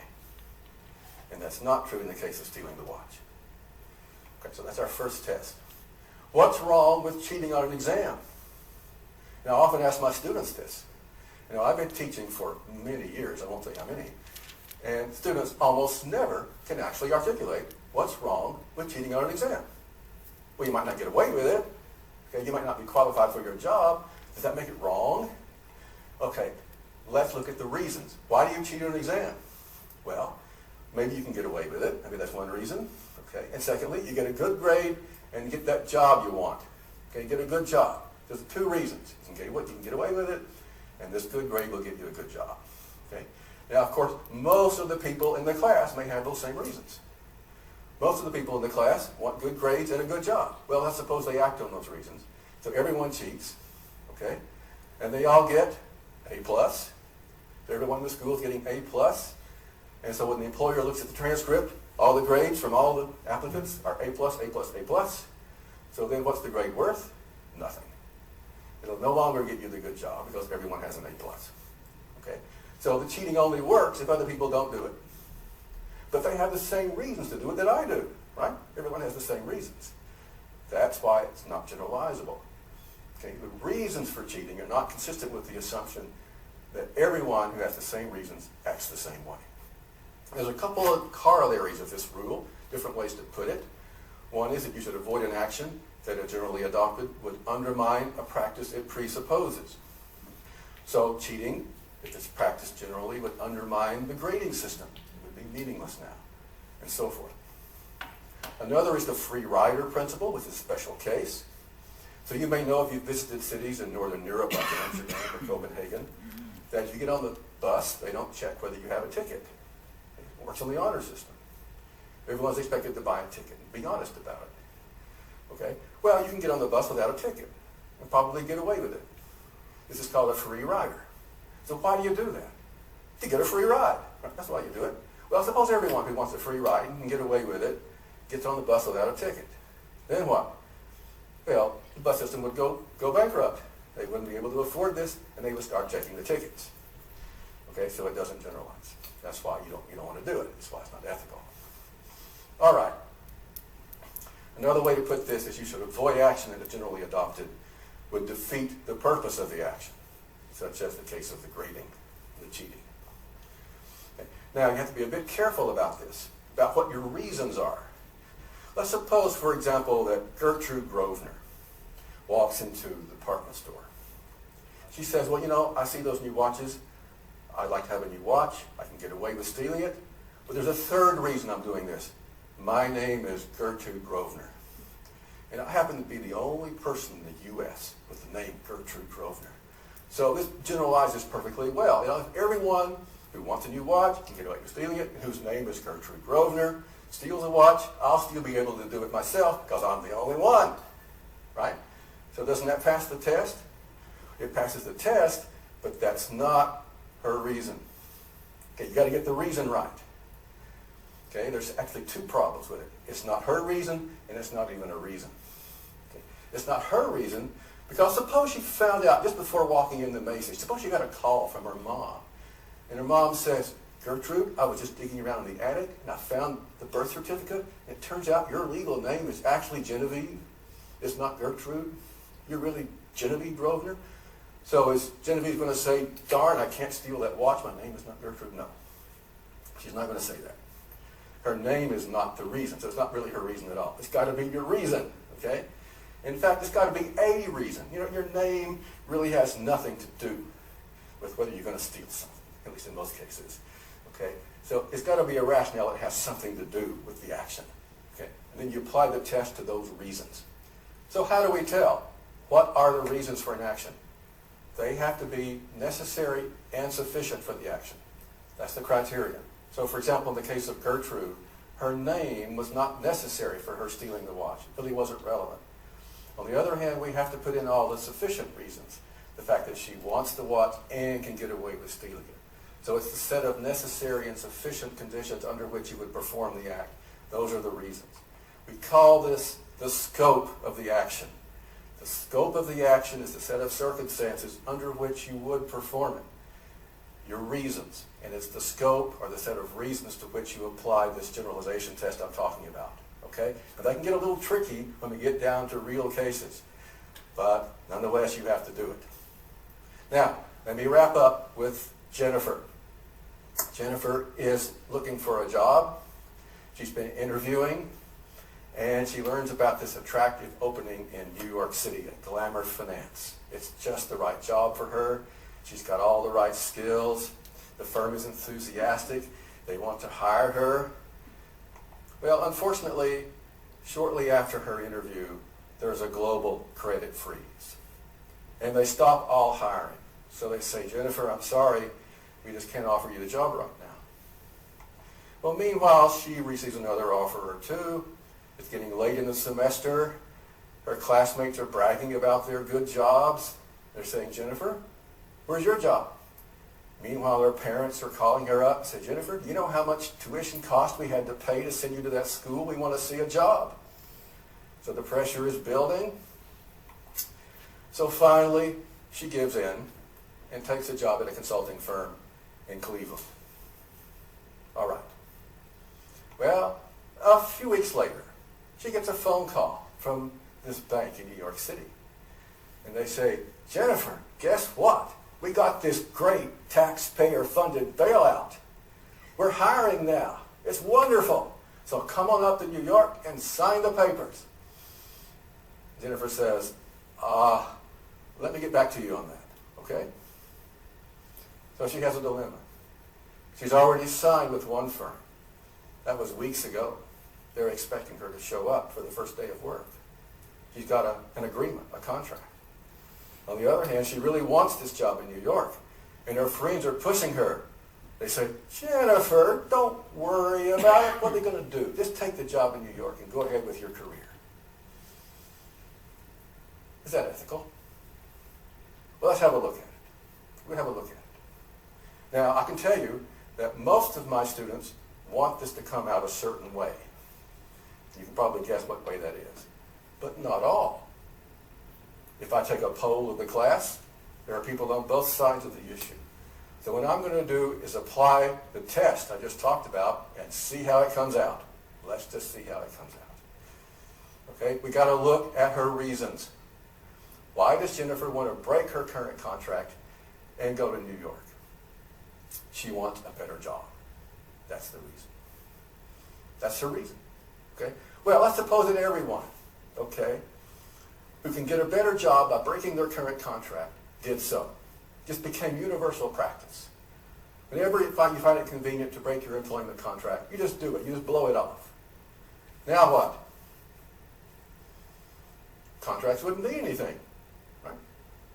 People just blow them off whenever they want to. So why should a company promise you a job when they know, as soon as you get, a feeler from someone else, you're going to forget about this company. Why should they bother with you if you're not going to bother with them? There wouldn't be any contracts anymore. If you break contracts whenever you want to, you lose the whole point of having a contract. Well, Jennifer wants a contract from New York City, right? She doesn't want to show up on the first day of work and find out the job's not there. She wants them to promise her a job. And she wants that job to be there when she shows up. However, when the company is ready to start her employment, they want her to be there as well, but she's going to blow that off. So you see the problem. If everyone's going to blow it off, no one would bother with agreements and contracts. They wouldn't mean anything. So it's not generalizable. She wouldn't be able to fulfill her purposes if everyone did the same thing. Okay. If you think about it, the reason we have agreements and contracts is that you keep them when you don't want to keep them. Right? If we only keep agreements when we want to, we don't need agreements. We just do whatever we want. Everything's fine. The reason we have them is that you keep them when you don't want to keep them. Okay. Now, Jennifer might say, and my students say this, well, if you read the contract, There's escape clause in there. You can give notice about when you're going to leave. There's options to turn down the job for a penalty, or maybe there is some kind of employment at will language in the contract. Maybe the contract doesn't really actually promise employment. It only promises a salary if you are employed. So maybe you can slip out of this legally. Maybe it's okay. All right, does that work? Is that good? The problem is, this is more than just a legal contract. It's a job market. There's a job market going on here. Okay? A job market is a theme, it's a practice in which people say, okay, I'm going to offer you a job, and they mean it. And other people say, I'm going to take that job rather than this one, and you mean it. Now suppose you didn't mean it. Suppose you could change your mind any time after you've signed. Then you wouldn't have a job market anymore. It's like having an auction. Suppose you go to an auction, okay, and I take some bids, okay, and I take the last bid and I say going once, going twice, sold. And someone out there says, hey, wait a minute, I'd like to bid too. Okay, I'll take one more bid, just one more, sold. Well, I go home that night and get a call. I was at that auction today and I'd like to bid too. Okay, I'll take one more. So the auction's not going to work, right? Because you never know when you've bought the merchandise. The auction's never over. At some point, when you say, I'm buying it, you got to mean it. If you say, I'm selling it to you, you got to mean it, or the auction will break down. It's the same way in a job market. At some point, when you say, I'm hiring you, or I'm working for you, you got to mean it, or the whole thing will break down. You won't have a job market anymore. And Jennifer will show up on the first day of work in New York City, and they'll say, Jennifer, I hope you read your contract. It says in there, XYZ, we don't have a job for you. Jennifer says, no, wait a minute. You told me I had a job. I got an apartment rented. I've moved my husband here. And you're telling me the job's not here? Jennifer, just read the contract. Okay, there's something wrong there. And what's wrong is that if everyone does this, the whole practice breaks down. No longer means anything to have a job market. That's the problem. Now, how long did she promise to work for them? Okay. The rest of her life? No, of course not. But longer than 0, right? Longer than 2 days. She promised to work for them for the time being. Just as they promised to employ her for the time being. And if she goes to work and they say after 2 days, Jennifer, we don't like you, we're going to hire someone else. Now, if she's not doing the job, that's fine. If she's doing the job and they simply change her mind after 2 days, there's something wrong there. Okay? So she's promised to work for them at least for a while. And a while is longer than 2 days. It may be vague, nonetheless there is a promise there. All right. Now suppose that she goes to Cleveland and talks to them about this. And they say in Cleveland, Jennifer, we understand you want this job in New York City, and as it happens, we found another candidate for our position that would actually work out better for us than you would, so let's just call the whole thing off. And Jennifer says, great, let's do it. Is that okay? Does that generalize? Sure. Think about it. Suppose you have a contract and you decide by mutual agreement to abrogate the contract, to annul it. Is that general? Suppose everyone does this. Whenever they have a mutual agreement, okay, to get rid of a contract, people do so. Would that undermine the practice of agreements and contracts? Of course not. We already do that already, and it works fine. So if there's mutual agreement, fine. Go to New York. Have fun. But it has to be mutual agreement, right? Cleveland really has to be willing to let her go. If they simply say, well, Jennifer, we see we're going to lose you anyway, so go ahead, that's not mutual agreement. Okay. All right. So that's how it goes. Now there's one final consideration. Suppose Jennifer reasons, if I'm working in Cleveland, that job is just not right for me. I'm not going to be motivated. The customers aren't going to be satisfied. But if I'm in New York City, I'm just perfect. I'm going to make the company successful. I'm going to please the customers. So people are going to be a lot better off, including me, if I take the job I want. Doesn't that count for something? And doesn't that matter in ethics? Don't you ethics guys think about that? Yeah, we do. It's called utilitarianism. And we'll talk about that in the next session, which is part 2 of rational choice. See you then. Hi, welcome to this third session of a business ethics tutorial. Today I'd like to finish taking you through the basic theory of how to make rational choices and therefore ethical choices. I'm going to begin by finishing up some of the ramifications of the generalization principle, which I talked about in the last session. Namely, I'm going to talk about fiduciary duty and moral agency. And then I'm going to take you through the other two conditions for making ethical choices. So here we go. What is fiduciary duty? A very important concept in business. Fiduciary is from the Latin word for loyalty, so it refers to being loyal to the interests of the owners of the business, that is, the stockholders. For example, if I'm a member of the board of directors or a top executive of a business that's owned by stockholders, then I have an agreement with them. It's an agency agreement, and that means that I'll make decisions on their behalf, and they'll compensate me for that. We have a notion in popular culture here in the U.S. that business ethics is all about fiduciary duty. There's nothing else to it. You simply have to maximize profit for those owners, and there's nothing else to think about. Actually, the first question in business ethics is always, what is the ethical action for the owners of the business? So, for example, if I'm running a business, and let's say I'd like to shut down this factory in Illinois and move it to Vietnam because the labor is cheaper. And I'm going to do it because it's profitable for the business. It's my fiduciary duty. Well, first I have to ask, what if the owners of the business were sitting at my desk running their own business? Suppose the stockholders were here actually making the decisions themselves. Would it be ethical for them to do that? If so, then fine.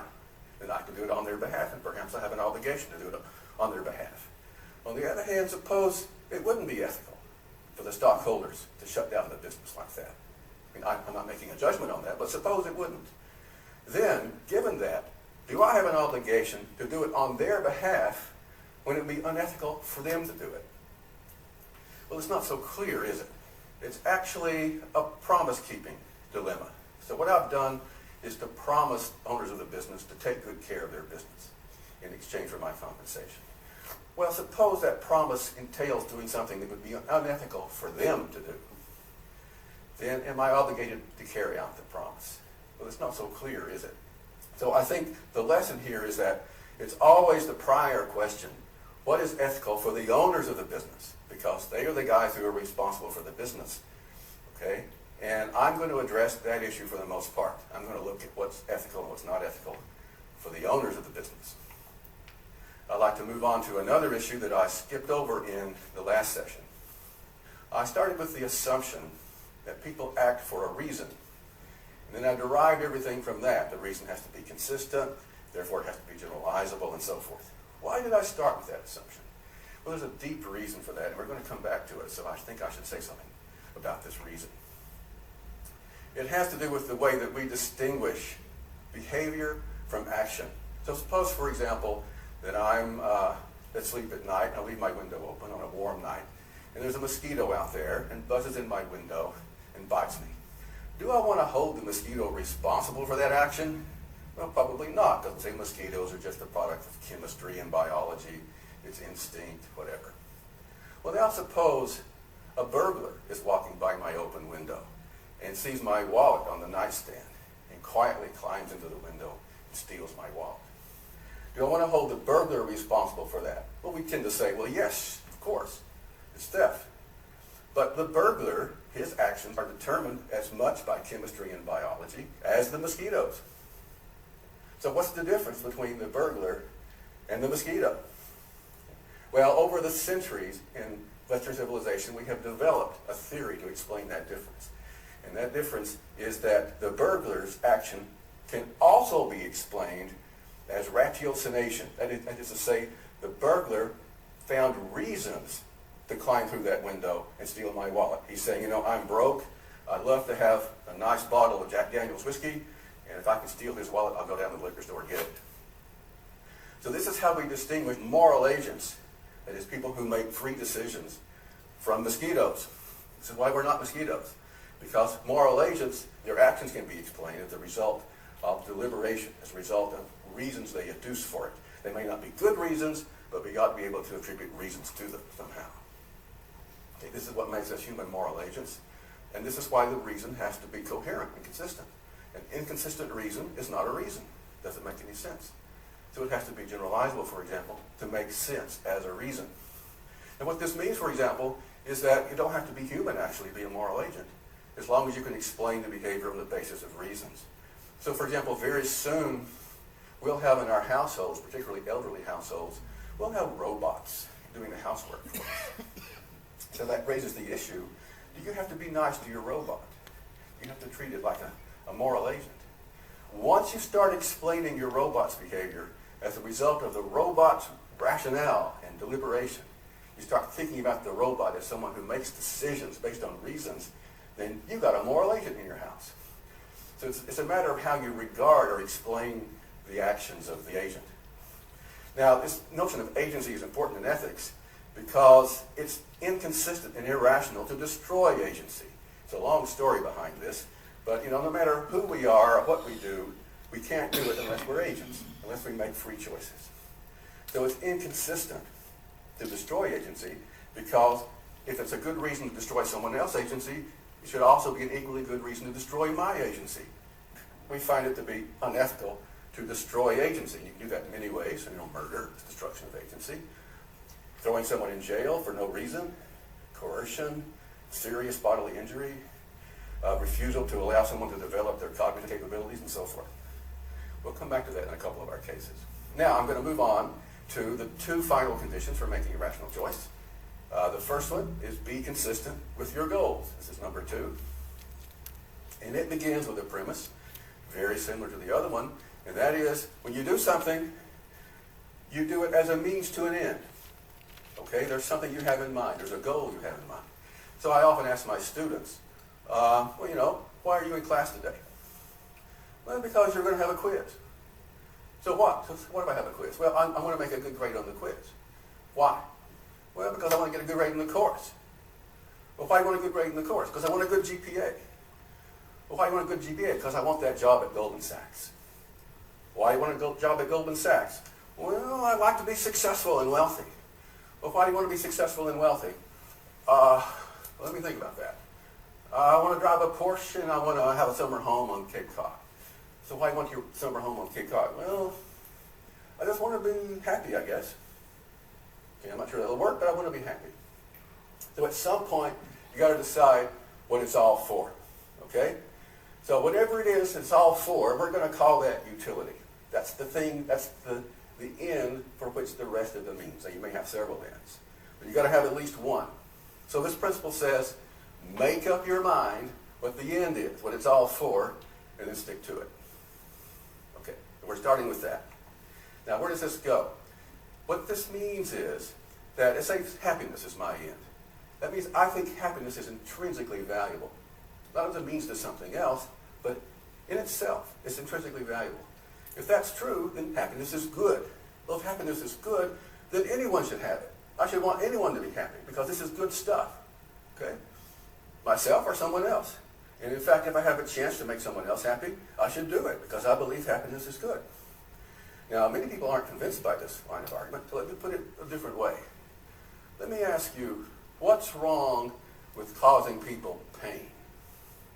Now, sometimes you cause people pain, like a shock in the arm, so they don't get the flu. That's okay. That's to avoid greater pain in the future. But what's wrong with causing people gratuitous pain? What's wrong with that exactly? Well, okay, I challenge you to come up with a reason why it's wrong. Right? It may be generalizable. Who knows? Okay? Well, one reason it's wrong may be that I think that pain is inherently bad. It's just something I'm going to avoid, except to avoid greater pain in the future for myself or someone else. So perhaps that's really the only reason I can think of why I want to say that I shouldn't harm people and cause them pain gratuitously. So if pain is bad, no one should suffer. Well, I'm going to apply that same argument to the positive utility, to happiness. It's the same argument. So if you reject my argument about happiness, then you're going to have to reject my argument about pain and explain to me why it's wrong to come up and slap someone in the face for no reason. You got to explain that to me. So I'm going to accept this argument. Now I may say, hey, you know what? Yeah, I think happiness is good, but I happen to be interested only in my own happiness. Okay? I just care about my happiness. Now, my happiness is no different than anyone else's, I grant. It's the same happiness. I only care about mine. Well, that's rational if I can make some distinction between my happiness and your happiness. But I don't. I'm just arbitrarily saying I only care about my happiness. But if it's arbitrary, there's no reason for it. That's what arbitrary means. And if there's no reason for it, it's irrational. Okay. Now, so that leads to the utilitarian test. You should choose an action that maximizes total net utility for everyone concerned, everyone that affects. Otherwise, you're inconsistent. Now, some people worry about whether you can measure utility. Okay. Actually, it's not as hard as you might think. How do you measure happiness? Well, in most cases, common sense will suffice. But if you want to know, there is a theory. There's utility theory. So, for example, if you want to measure utility against income or wealth, you can do that with a utility curve. They're usually concave curves. Here's one on the slide. So as you get wealthier, it's worth more to you, but each new dollar is worth less than the previous one because there's a concave curve here.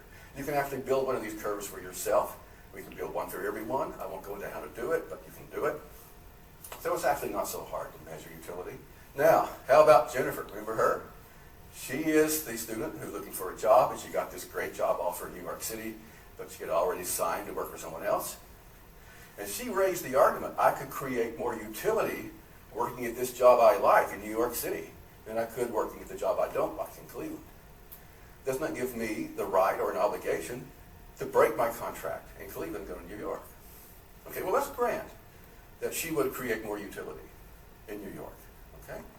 So what that means is that breaking her contract and going to New York satisfies the utilitarian test. It absolutely does. That's great.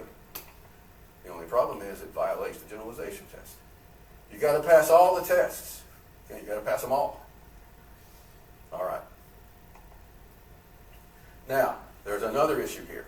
Don't these two tests come into conflict? Because isn't it true that she can actually create more utility working at the job she likes, because she's going to really satisfy the customers up there in New York. She's going to be bored and unproductive in Cleveland. Okay? Well, doesn't that greater utility give her an obligation to work in New York, whereas the generalization test gives her an obligation to work with the company she signed with? Actually, no. There's no conflict here. Neither principle overrides the other. And the reason is this. The utilitarian test says that I have to choose the action that maximizes utility. But what I choose has to be an action. All right? And to be an action, it has to pass the other conditions for rational choice. So if it violates the generalization test, if going to New York violates that test, it's really not an action. I just talked about that. You know, I'm not exercising agency because there's no coherent rationale for what I'm doing. It's basically just behaviors, or like a twitch, or a mosquito buzzing around. It's not really a human action if there's no coherent rationale.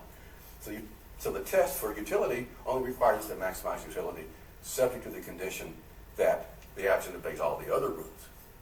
Okay, so we're not required to go to New York to satisfy that condition. Okay, the same thing goes to stealing the watch in the department store I talked about. You know, I could probably increase utility by shoplifting a watch.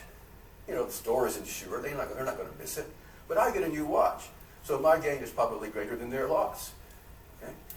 That's fine, it passes that test. But it doesn't pass the generalization test. You got to pass them all. Okay? Now, some people ask, you know, sometimes you just can't tell how to maximize utility. You really can't predict the consequences of your actions. Well, that's true. Okay? You don't have to be omniscient, though. All you have to do is be rational. You have to say, well, if I can rationally believe that no other action would create utility that's greater, then I'm okay. On the other hand, I can't be lazy about it. I have to do some research on the issue to find out, you know, what are the consequences of my actions. You know, it's sort of like driving to a friend's house for a party. And I don't know where the house is. Okay? Well, one way to do that is sort of hop in the car and drive around town until I find it. Okay? I could do that, but it's just not rational. It's rational to put some effort into looking at a map or a GPS system or something and find out where it is. Okay? On the other hand, I don't want to spend 8 hours researching the location before I go. Then I won't have time for the party. So this is called satisficing. You know, you find an optimal balance between researching the issue and then taking action. This is something that, this is a term from Herb Simon, my former colleague here at Carnegie Mellon, who talked about satisficing. All right, so we'll come back to these issues later. And there's also an issue of the concavity of the utility curve. As you get richer, each successive dollar is worth less to you. So $1,000 is worth less to Bill Gates than it is to me. Well, that means that I can take $1,000 and give it away to some very poor guy and increase net utility because he gains more than I lose. Well, doesn't that imply that I have an obligation to give away almost everything, give away sacrificially to all the poor of the world? Okay, so I'll impoverish myself, but they'll be a lot better off. They'll gain more than I lose. Do I have an obligation to do that? Doesn't that seem rather strict, rather severe? Actually, no, because it's not generalizable. And suppose everyone did that. Suppose everyone sacrificially just gave away all their assets so as to increase overall utility. That's the reason for doing it. Well, then there's nothing left to build a productive economy, right? We can't invest in infrastructure. We can't invest in our kids' education. We've given it all away. Okay? So it doesn't generalize. So everyone's going to be worse off if we generalize this practice because we won't be able to build the economy that allowed us to give things away. On the other hand, moderate generosity is perfectly consistent with increasing utility if it's generalized. So that's what we should do. We should be moderately generous. Be generous up to a point. And most people are, in fact. Now, this issue of self-interest, people get sort of upset about self-interest. Aren't we supposed to be self-interested? Well, you can still be self-interested most of the time, consistent with this principle. I'm the person who's in the best position to take care of myself. No one else can get me up in the morning and make me go to work but me. Okay? So we can control utility better by focusing on what we do personally. We have control over our own actions. There's really not much I can do about other people's welfare as my own welfare. I take care of myself first because I have control over myself. Now, as we get older and take on responsibilities, we have kids, we have clients, we have students, then our actions tend to affect other people more and more. So we have a stronger and stronger obligation to think about other people's welfare as well as self-interest. Fortunately, as we grow older, we become more mature ethically, and we have the ability to take on that obligation. The same goes for a business. Okay, what should a business do? A business shouldn't give away everything, to pro bono causes, because if businesses did that generally, they wouldn't be able to attract investors, and there wouldn't be any businesses to give things away. Okay. However, a business's primary contribution is doing its job, right? Making those products and services in a responsible way. Business creates an enormous amount of positive utility by doing its job, doing what it does best. This is the great attraction of business. You can get a lot of good things done in business. People work together. They're very efficient. They learn to do it well. They're very good at this. So this is what a business should spend most of its time doing what it does well in a responsible way, so as to create positive utility. Now, as a business becomes more mature, an established corporation, then they can start thinking about pro bono causes like building infrastructure in schools in a developing country and so forth. Okay? A startup has to be more selfish, just like a young person has to be more selfish to invest in themselves so they can invest in others later. All right. And finally, people often ask me about how to choose a career. Okay? It would seem offhand that this principle of utility would require me to go into a career where I can do the most good. I should be a heart surgeon and save lives. I should be a relief worker in the floodplains of Bangladesh or whatever. Well, if we're all heart surgeons and we're all relief workers, things aren't going to work, right? Someone, has to make toilet seats. Someone has to do these things. So what do we do here? Well, if I'm being a relief worker or a heart surgeon simply for the purpose of creating more utility, that's not generalizable. Because if everyone did it simply for that reason, we wouldn't create more utility. Okay? No one would be making cars, no one would be sweeping the floors, and so forth. Okay? So what I do is, I have to have more specific reasons for my career choice. I want to create positive utility, absolutely. I want to make a contribution. And people do, I'll tell you, people want to make a contribution. Okay? But I do it for reasons that are peculiar to me, that exploit my own desires, my own vision, my own dreams, my own abilities, and that's generalizable. Okay? If we all pick a career that's positive, makes a positive contribution, and takes advantage of our peculiar strengths and interests, then that's great. Everything works out positive. Okay. The final condition is something called virtue ethics. It sounds a little bit squishy, a little bit vague, but sometimes it's important. And it has to do with the principle, act in a way that's consistent with who you are. And the idea here is that, you can't decide how to live your life unless there's some basis for this decision. It has to come from somewhere, some idea about why we're here and who we are.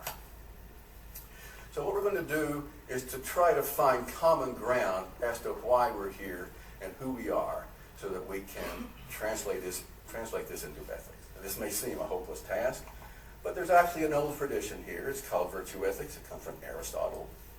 And I'll present this to you. You can see what you think of it. So what Aristotle said is that you can sometimes explain how things work teleologically. That means you give them a purpose. So for example, if you're explaining the human body, you can say, well, I can tell you why the heart is there. It's there to pump blood. It has a purpose. And you can't prove that, but it certainly helps us to understand what's going on in the body. Okay? And the way you tell what the purpose of a thing is, well, you find out what it's uniquely qualified to do in that system. Okay, so kidneys don't pump blood very well. That must not be why they're there, but hearts are good at that. That's why they're there. Okay? So Aristotle applied this idea to human beings. He can say, what are we uniquely qualified to bring to this world? Nothing else can bring. Well, he thought it was the virtues. He called them virtues like courage, intelligence, honor, friendship.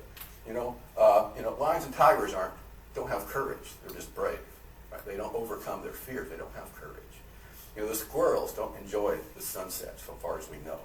But we human beings have this aesthetic sensibility as one of our virtues, and so forth. So these virtues are what we humans uniquely have. Maybe that's why we're here. Maybe that's who we are. And if so, we should act consistently with those virtues. Okay. Sometimes a choice of career, particularly in our culture, defines who we are. So we should act consistently with the mission of our career. Otherwise, we're just alienated from ourselves. And in fact, the two prior conditions I gave to you, the generalization test, utilitarian test, are really based on our self-concept, on who we are as rational moral agents. Okay, so drawing out the consequences of that. So that's really a special case of virtue ethics. Okay, so this is vague, but it does tell us that if there's no conflict of virtues, then you should not act against a virtue, because it's acting against who we are as human beings. A different word for this is integrity.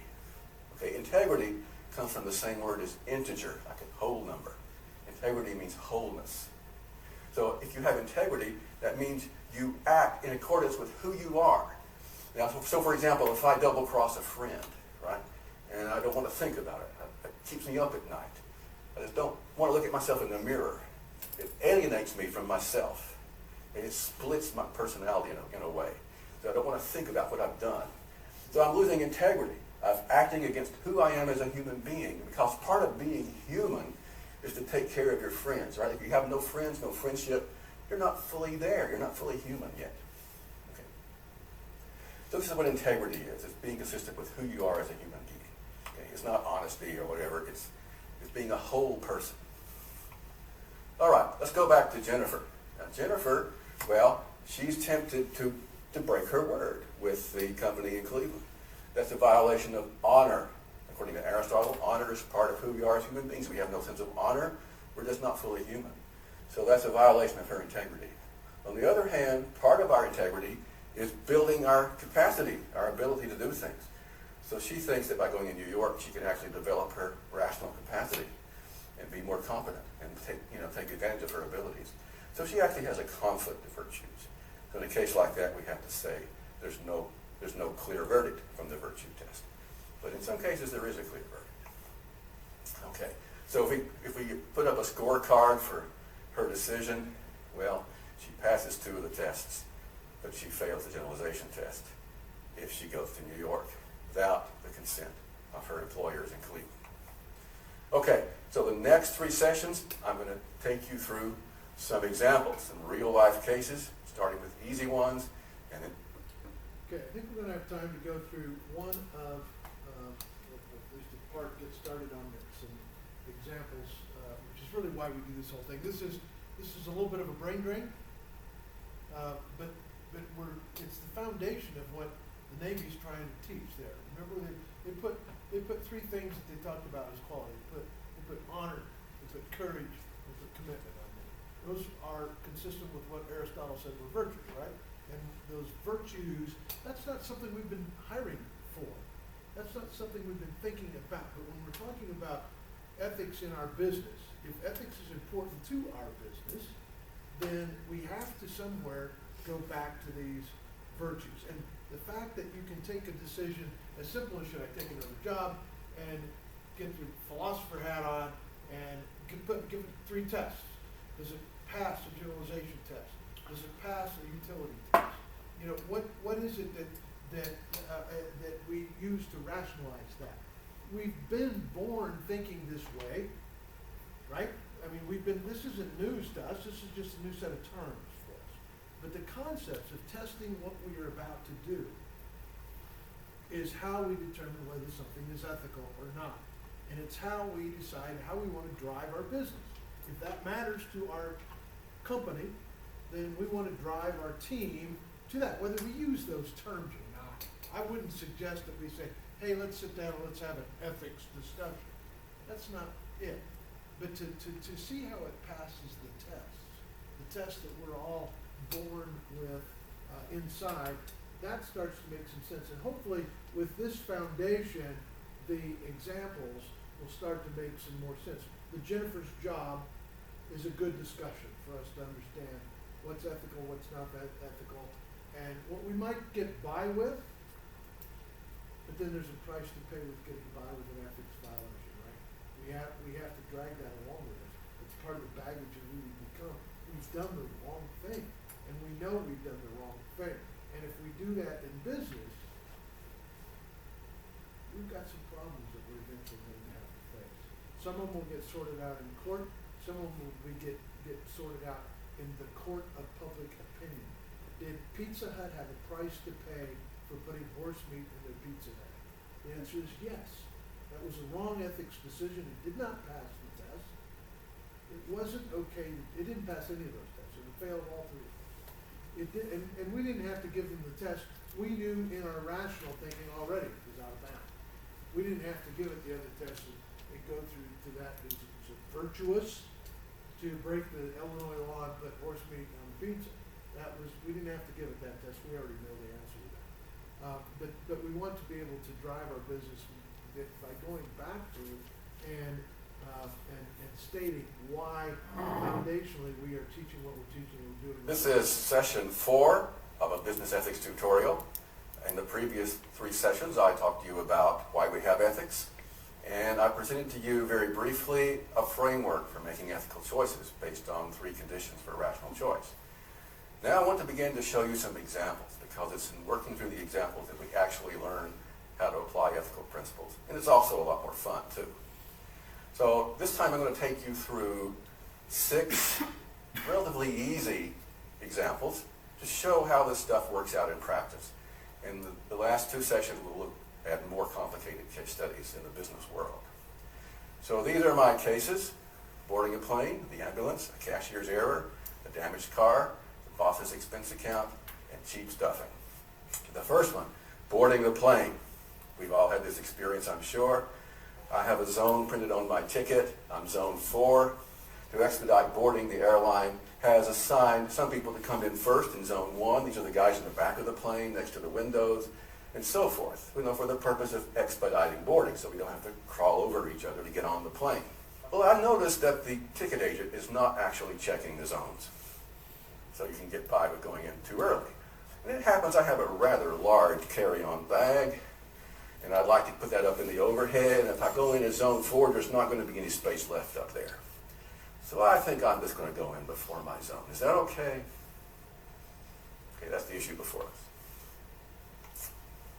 Let's first apply the generalization test.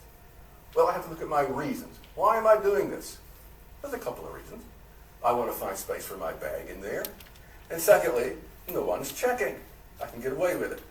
Now, this doesn't seem to be generalizable offhand, because if everyone did this, it wouldn't work anymore, would it? All those guys would be ahead of me. But let's think about exactly why it's not generalizable. So we're going to make 2 or 3 attempts to apply the generalization test to this. First, I might say, I wouldn't want everyone else to do this, because if they did, then they would get ahead of me. but that's not the generalization test. It doesn't matter what I want. What I want is not the test. The test is whether my reasons are consistent with the assumption that everyone else with the same reasons acts the same way. It's not about what I want. Well, let's try again. Attempt number 2. If everyone who has a bag like mine were to try to board early, it would defeat the purpose of having the zone system. You know, the guys who are in the back and next to the windows wouldn't be going in first. It'd all be crawling over each other. It would defeat the purpose of the whole system. Maybe that's the problem here. Well, it's true. It would defeat the purpose of the system. It wouldn't work anymore. But that's not why the action isn't generalizable for me. I have to check whether it would defeat my purpose. And my purpose is to get my bag overhead in the cabin. Well, let's try again. If everyone with a large bag like mine, were to board early when they could get away with it, then either I would no longer be assured of finding a space for my bag because they would get ahead of me, or the airline would start checking the tickets to make sure you don't board early.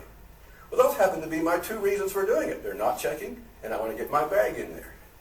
So the assumption that everyone else does the same thing and has the same reasons is inconsistent with my reasons for doing it myself. That's the test. So I failed the test.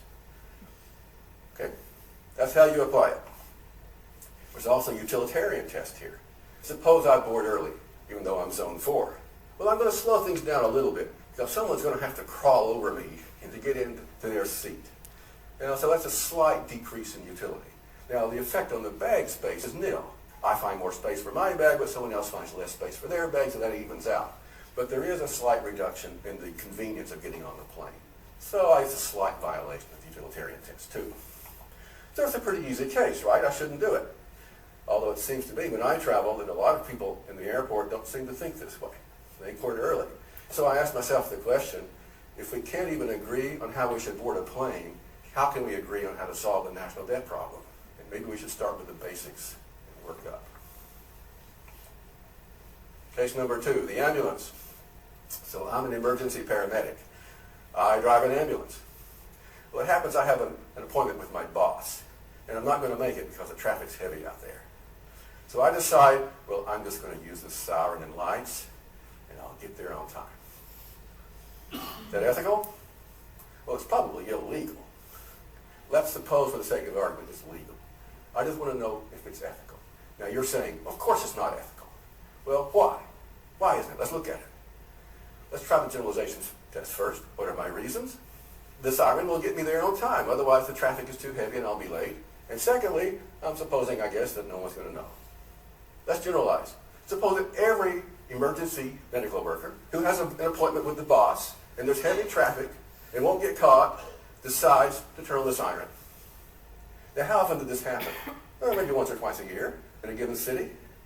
So is this going to cause a problem? Are people going to get cynical about ambulances and not pay attention to the siren?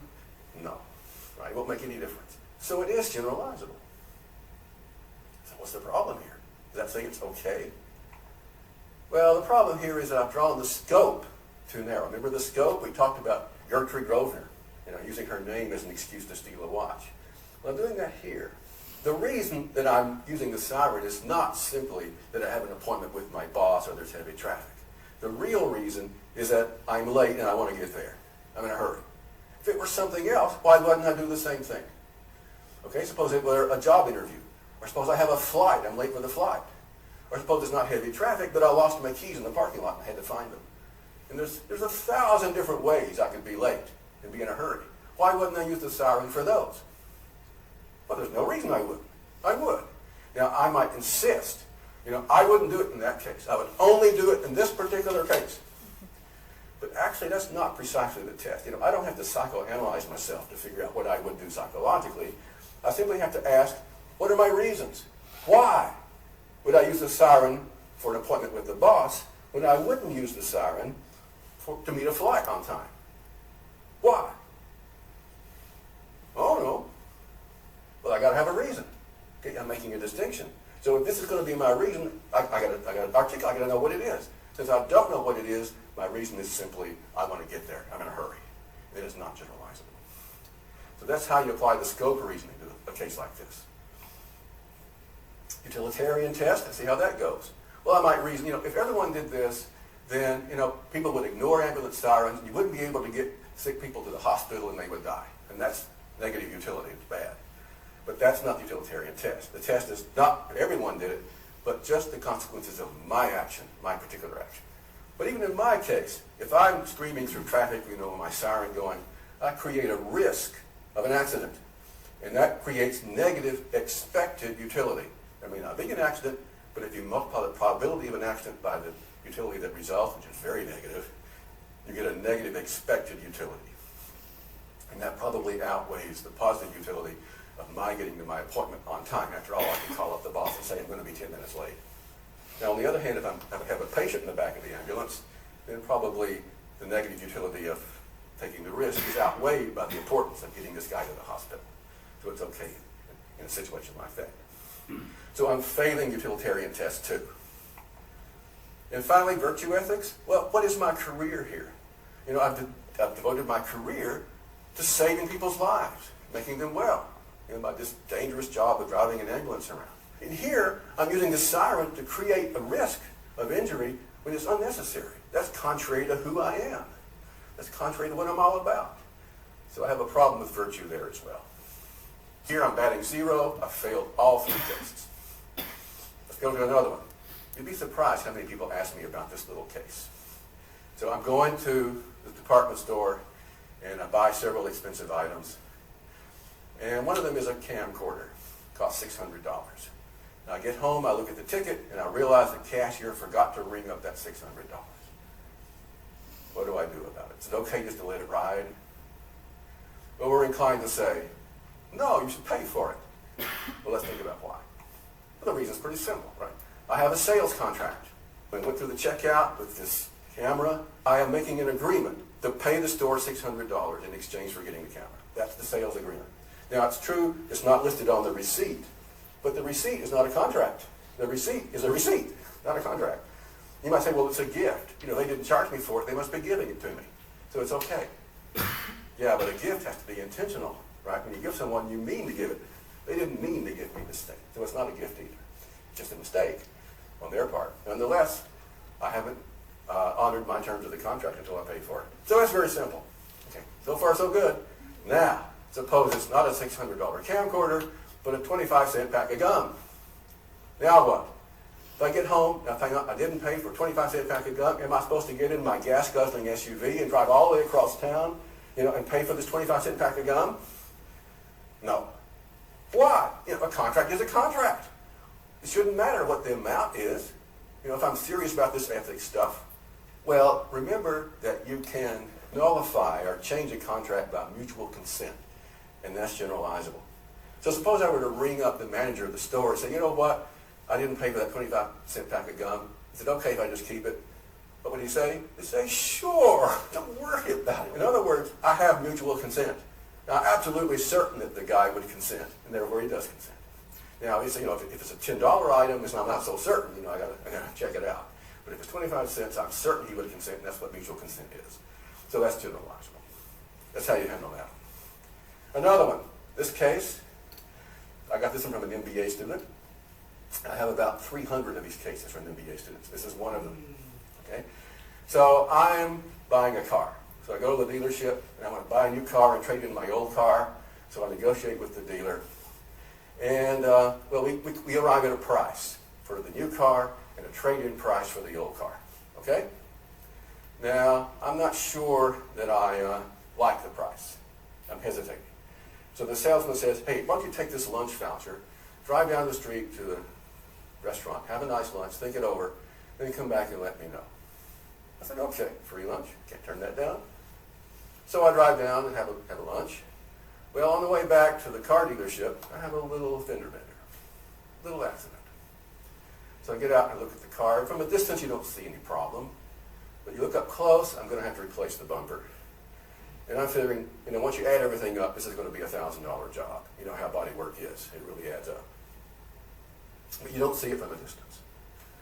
So I say, okay, so I drive the car on back to the dealership. I sort of park out at the edge of the parking lot, far from the entrance. And the salesman doesn't notice any damage on my car. And I'm thinking to myself, you know what? Well, during lunch, I got out my BlackBerry and I look at the book value of this used car. He offered me a price that was $1,000 below book value for this thing. So, why don't I just not mention the damage? Because I just won't mention it. I mean, after all, we have this principle, caveat emptor, let the buyer beware. You know, it's his responsibility to check out this car. All right? And besides, you know, this is only fair because he offered me $1,000 lowball bid. We're just making that up now. Is this okay? Well, let's see if it is. Let's apply utilitarian test first. Do I increase utility by not mentioning the damage? Probably do. The dealership has to fix it. You know, they can fix it for less than $1,000, right? Because that price is inflated for the insurance. And besides, they can afford it. $1,000 is a lot of money to me. So I actually, you know, would gain more than they would lose if I don't mention the damage. So yeah, I'm passing that test. So we're okay there. All right. Generalization test.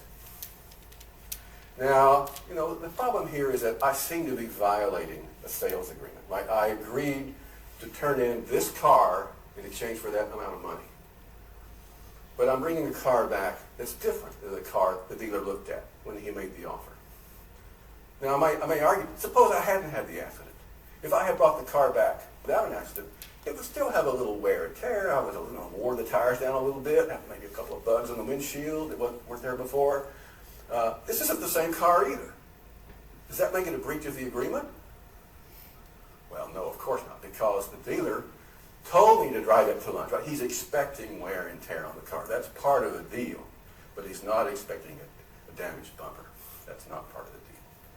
So it's pure and simple a violation of the sales agreement. Now, how about the book value argument? You know, it's really a fair deal because he made me an offer that was too low anyway, by about the same amount. Well, first of all, I don't know what fair means. I mean, how do we tell what's fair? People have all sorts of ideas about what's fair. This is why we have these 3 conditions for rational choice. We know what they mean. We know how to apply them. I don't know what fair means. It doesn't help me. And besides, you know, maybe the offer was too low. If I don't like it, I shouldn't accept it, right? Once I accept the offer, it's a deal. Okay? Too low or too high, it's my choice to accept it or not. All right. It's still part of the agreement, high or low. Okay. Scorecard, generalization test, not mentioning the damage fails, but it passes utilitarian test. Now, another one. So I'm working at this company. Stop with that. We have a homework assignment to look at Papa John's and, nope, Pizza Hut, sorry. We're going to look at Pizza Hut and we're going to look at Jimmy John's. We're going to look at gross sales and you're going to look at profit and look at periods of time and see what the trend lines are looking like, going up, staying flat, or dropping. We'll talk about that in class. We will wrap up on ethics. We're about done on ethics. With a couple more cases we're looking at. You see his rationale on the 3 test questions, and we're going to be looking at a little bit more Coca-Cola Company being one on the decisions they made, and so we're going to be transitioning from what the basis is to some actual business scenarios before we're done with ethics, and then we're moving on to our next topic in talent development, and we're going to build on what we learned about ethics, and then we're going to work on a couple of next topics when we meet on Thursday. So hopefully our COVID patients are going to be a little bit better, but I will encourage them to stay away until they clear a test. We have 2 out, and then Luke is traveling, and I'm not sure who else we're missing here. But be safe. We'll see you on Thursday with a little bit livelier class, I think, and listening to some ethics lectures from Carnegie Mellon. Thanks much. See you in a couple days.